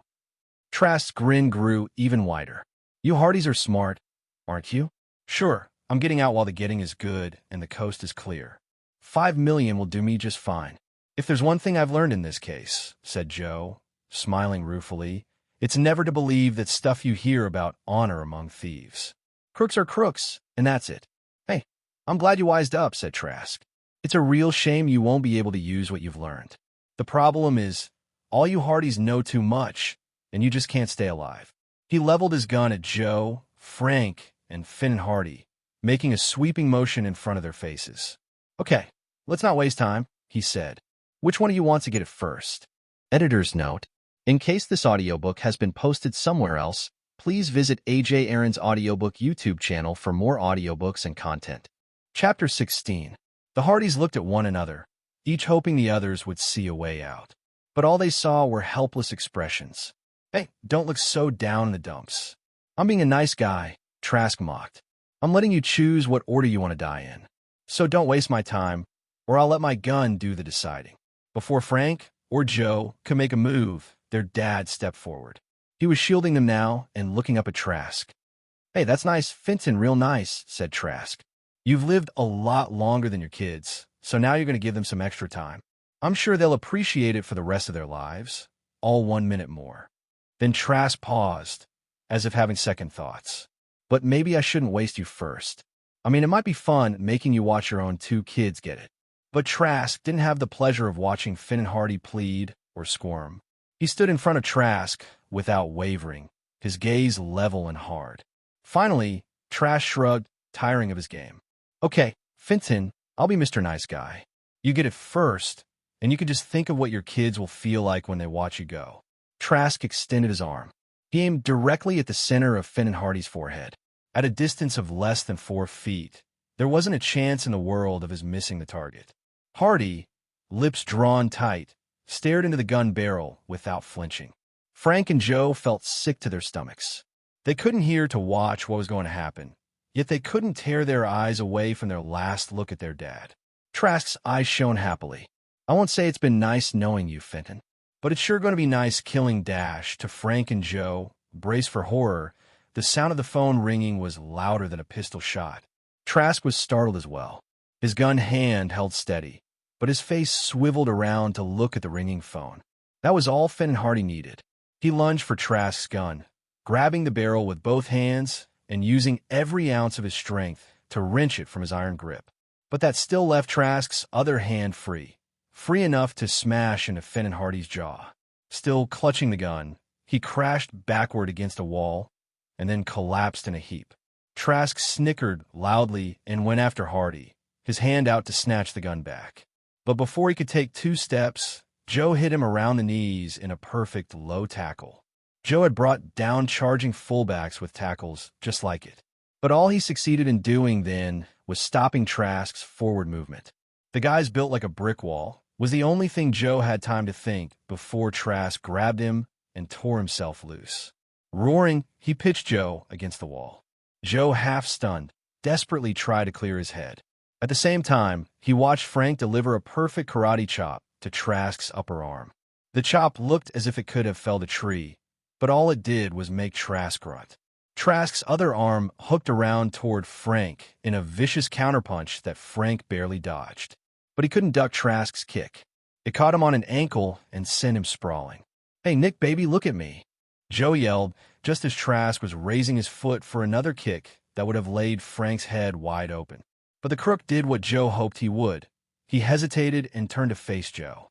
Joe butted him in the pit of the stomach with the top of his head, his legs pumping like pistons. He has to go down now, Joe thought, hearing the whoosh of Trask's breath as it was knocked out of him. But he had hardly finished thinking that when he felt Trask's fist cracking against his jaw. Joe saw stars. Through them, he made out the phantom shape of Frank charging Trask once again. But Trask smashed Frank. The Hardy boys were beside each other then, both of them reeling on the floor as Trask stood over them, grinning. The boys tried to move when Trask reached out to grab them, but their battered bodies weren't able to follow the commands of their clearing brains. Then each of them was being lifted off the ground, Frank in Trask's left hand, Joe in his right. They heard Trask's voice, harsh with pain and rage. "You punk kids figure 2 heads are better than 1, I bet. Let's see how good your 2 heads are when I smash them together." Frank and Joe tried to struggle, but their bodies still would not obey. All they could do was brace themselves for the violent agony they would feel when their skulls were smashed together. All they could do was ready themselves for the inevitable blackout. But their luck held. "Ow, howled Trask." Then his voice turned dull. "Ugh," he grunted. Frank and Joe felt themselves released from his grip as, with a surprised look on his face and like a huge falling tree, Trask slowly toppled over. Behind him, Finn and Hardy stood with Trask's gun raised, ready to strike a third blow if necessary. "I thought for a second he wasn't going to go down," Fenton said. "He's got a head like a rock. You kids okay?" "Good thing I came to in time." "I've got nothing that a couple of aspirin won't cure," said Joe, rubbing his sore chin. Frank looked down at Trask. "When he goes back to jail, they'd better not let him get that bodybuilding equipment again." "Hey, he didn't stand a chance," said Joe. "Not against us." He grinned at his dad. "All three of us." Then the Hardys noticed something they'd put out of their consciousness during the fight. The phone was still ringing. "Let's see how well I can imitate Trask's voice," Finn and Hardy said. He picked up the receiver. "Yeah," he growled. "What do you want? And make it quick." He listened for a minute. "What do they look like?" he rasped. Another silence. The investigator hung up without saying goodbye. "It was one of Trask's men," he said worriedly. "He said they were being attacked at all their guard posts." But before he could tell me who was doing the attacking, the line went dead. "Maybe the cops got to them," said Joe. "Doesn't seem likely," said Frank. "The guy would have said that right away." "I've got a better idea," said their father. "The mob must have traced Trask up here, and now they're coming to get him." "It figures," said Joe, nodding. "I bet they captured some of Trask's men downtown. It wouldn't have taken much to make them talk." "The mob isn't coming just to get Trask," Frank thought out loud. "They're coming to get us too. No way they'll leave any live witnesses around." "We have to get out of here fast," said his dad. "And lug Big Boy here with us," said Joe, looking down at the unconscious Trask. "What a pain. Maybe we should just leave him here for his old pals to take care of." "Forget it," said his dad. "We're working for the law, not the lawless." "Just a thought," said Joe. "Come on, Frank, help me move Man Mountain here." He bent to grab Trask by one arm. Frank bent to grab the other, but the sound of someone trying to open the door made them both straighten up fast. "Too late," their father said. "We're trapped." He leveled the gun at the door. "The only thing we can do," he said, "is try to take as many of them with us as we can." "Right, Dad," the boys said, but it occurred to them that what they really were saying was goodbye. Chapter 17. An AX smashed through the door around the lock. The door swung open and Frank and Joe shouted at the top of their lungs, "Don't shoot." But they shouted their warning in opposite directions. Frank shouted at his dad, who was standing facing the door with his gun leveled. Joe shouted at the open doorway, where, gun in hand and in the same firing position, stood Peter Jones. Both men lowered their guns, and both Hardy boys breathed a sigh of relief. Jones stuck his gun into the belt of his seersucker suit. Over his shoulder, he said, "It's okay. We're among friends." He entered the room, followed by 6 men. All were carrying weapons. One of the men was a wiry Latino in a gray sweatsuit. The other 5, 3 of them black, 2 white, all of them bearded, and 2 with hair and ponytails, wore old army fatigues. "Meet my strike force," Jones said after the Hardy boys introduced him and their dad to each other. "Carlos here was once a lightweight contender, and each of these vets makes Rambo look like a Boy Scout. Those crooks didn't know what hit them. We took the entire arsenal we're carrying from them. As soon as we lifted a gun from the first one we ambushed, the rest came easy. Lucky for us you decided to attack when you did," said Frank. "If that crook hadn't made that desperate phone call, we'd be lying there the way Trask is now. Except that we'd be dead." "It wasn't luck. It was underground people power," said Jones proudly. "You probably didn't notice it, but there was an old woman nesting down in the old City Hall subway station. She saw Trask herding you onto the uptown tracks, and she figured it might have something to do with the struggle up here. So she gave us a call, and I got our act together." "We'd better get our act together," Fenton Hardy told his sons. "Your mom and Gertrude are still in danger. First thing we do is call the Bayport police and alert them to the situation. They can surround the house." Fenton Hardy was smiling when he put down the receiver after talking to the police. "I should have known that a couple of crooks couldn't get the best of Laura. When they tried some funny business, she laid them out cold. Then she contacted colleague and had him lock them up with the understanding, of course, that he'd keep the whole operation quiet until I told her my assignment was finished. So Trask was lying when he said his men were holding Mom and Aunt Gertrude captive, said Joe. Why so surprised? Asked Frank. Ever since we went underground, nothing's been quite what it seemed. I've been feeling like I wandered into Alice's Wonderland. Yeah, said Joe. This whole case was a great big web of lies. Which reminds me, he added, what had happened to Ian? How'd he die? Jones's face went slack. Heart attack, he said sadly. The doctor's drug was too much for him. If he'd been stronger, Ian would be with us now, celebrating. Which we can do now? Thank goodness, said Mr. Hardy. He picked up the phone again. I can hardly wait to tell Sam Peterson the good news. This whole thing must have been like a nightmare for him. But Peterson still had one last concern. He explained it 2 hours later in a very private meeting in his office. He'd asked Finn Hardy, Joe and Frank, and Peter Jones to stop by. When the media started asking questions, Peterson said after his secretary had left the room, it's going to be hard to explain what happened. I mean, I appreciate the help that the underground people provided, but officially they're not even supposed to be living down there, much less doing the job of the police. Which wouldn't exactly help your image when you run for mayor, right, Chief? Said Peter Jones with a smile. That too, of course, Peterson acknowledged. I think I have a way out of your dilemma, Jones said, his smile warm. And out of a lot of other people's dilemmas as well. Oh, what's that? Asked Peterson with keen interest. I'd be glad to have my people provide eyewitness testimony to how the police made an underground raid at Grand Central and caught the Trask gang. The raid was astounding. They'll testify, its success hinging on the help of undercover cops disguised as underground people. That should go a long way in making you a hero. It might also make you a mayor. And why would you do all that for me? Peterson asked. His eyes narrowed slightly. I can see you've started thinking like a politician already, said Jones with a grin. You're right. I do want something.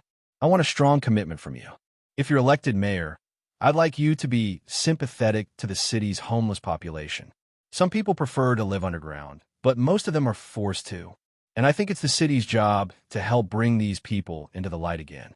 Do you agree to help us? I agree, said Peterson. And I also agree with what you said and want to help.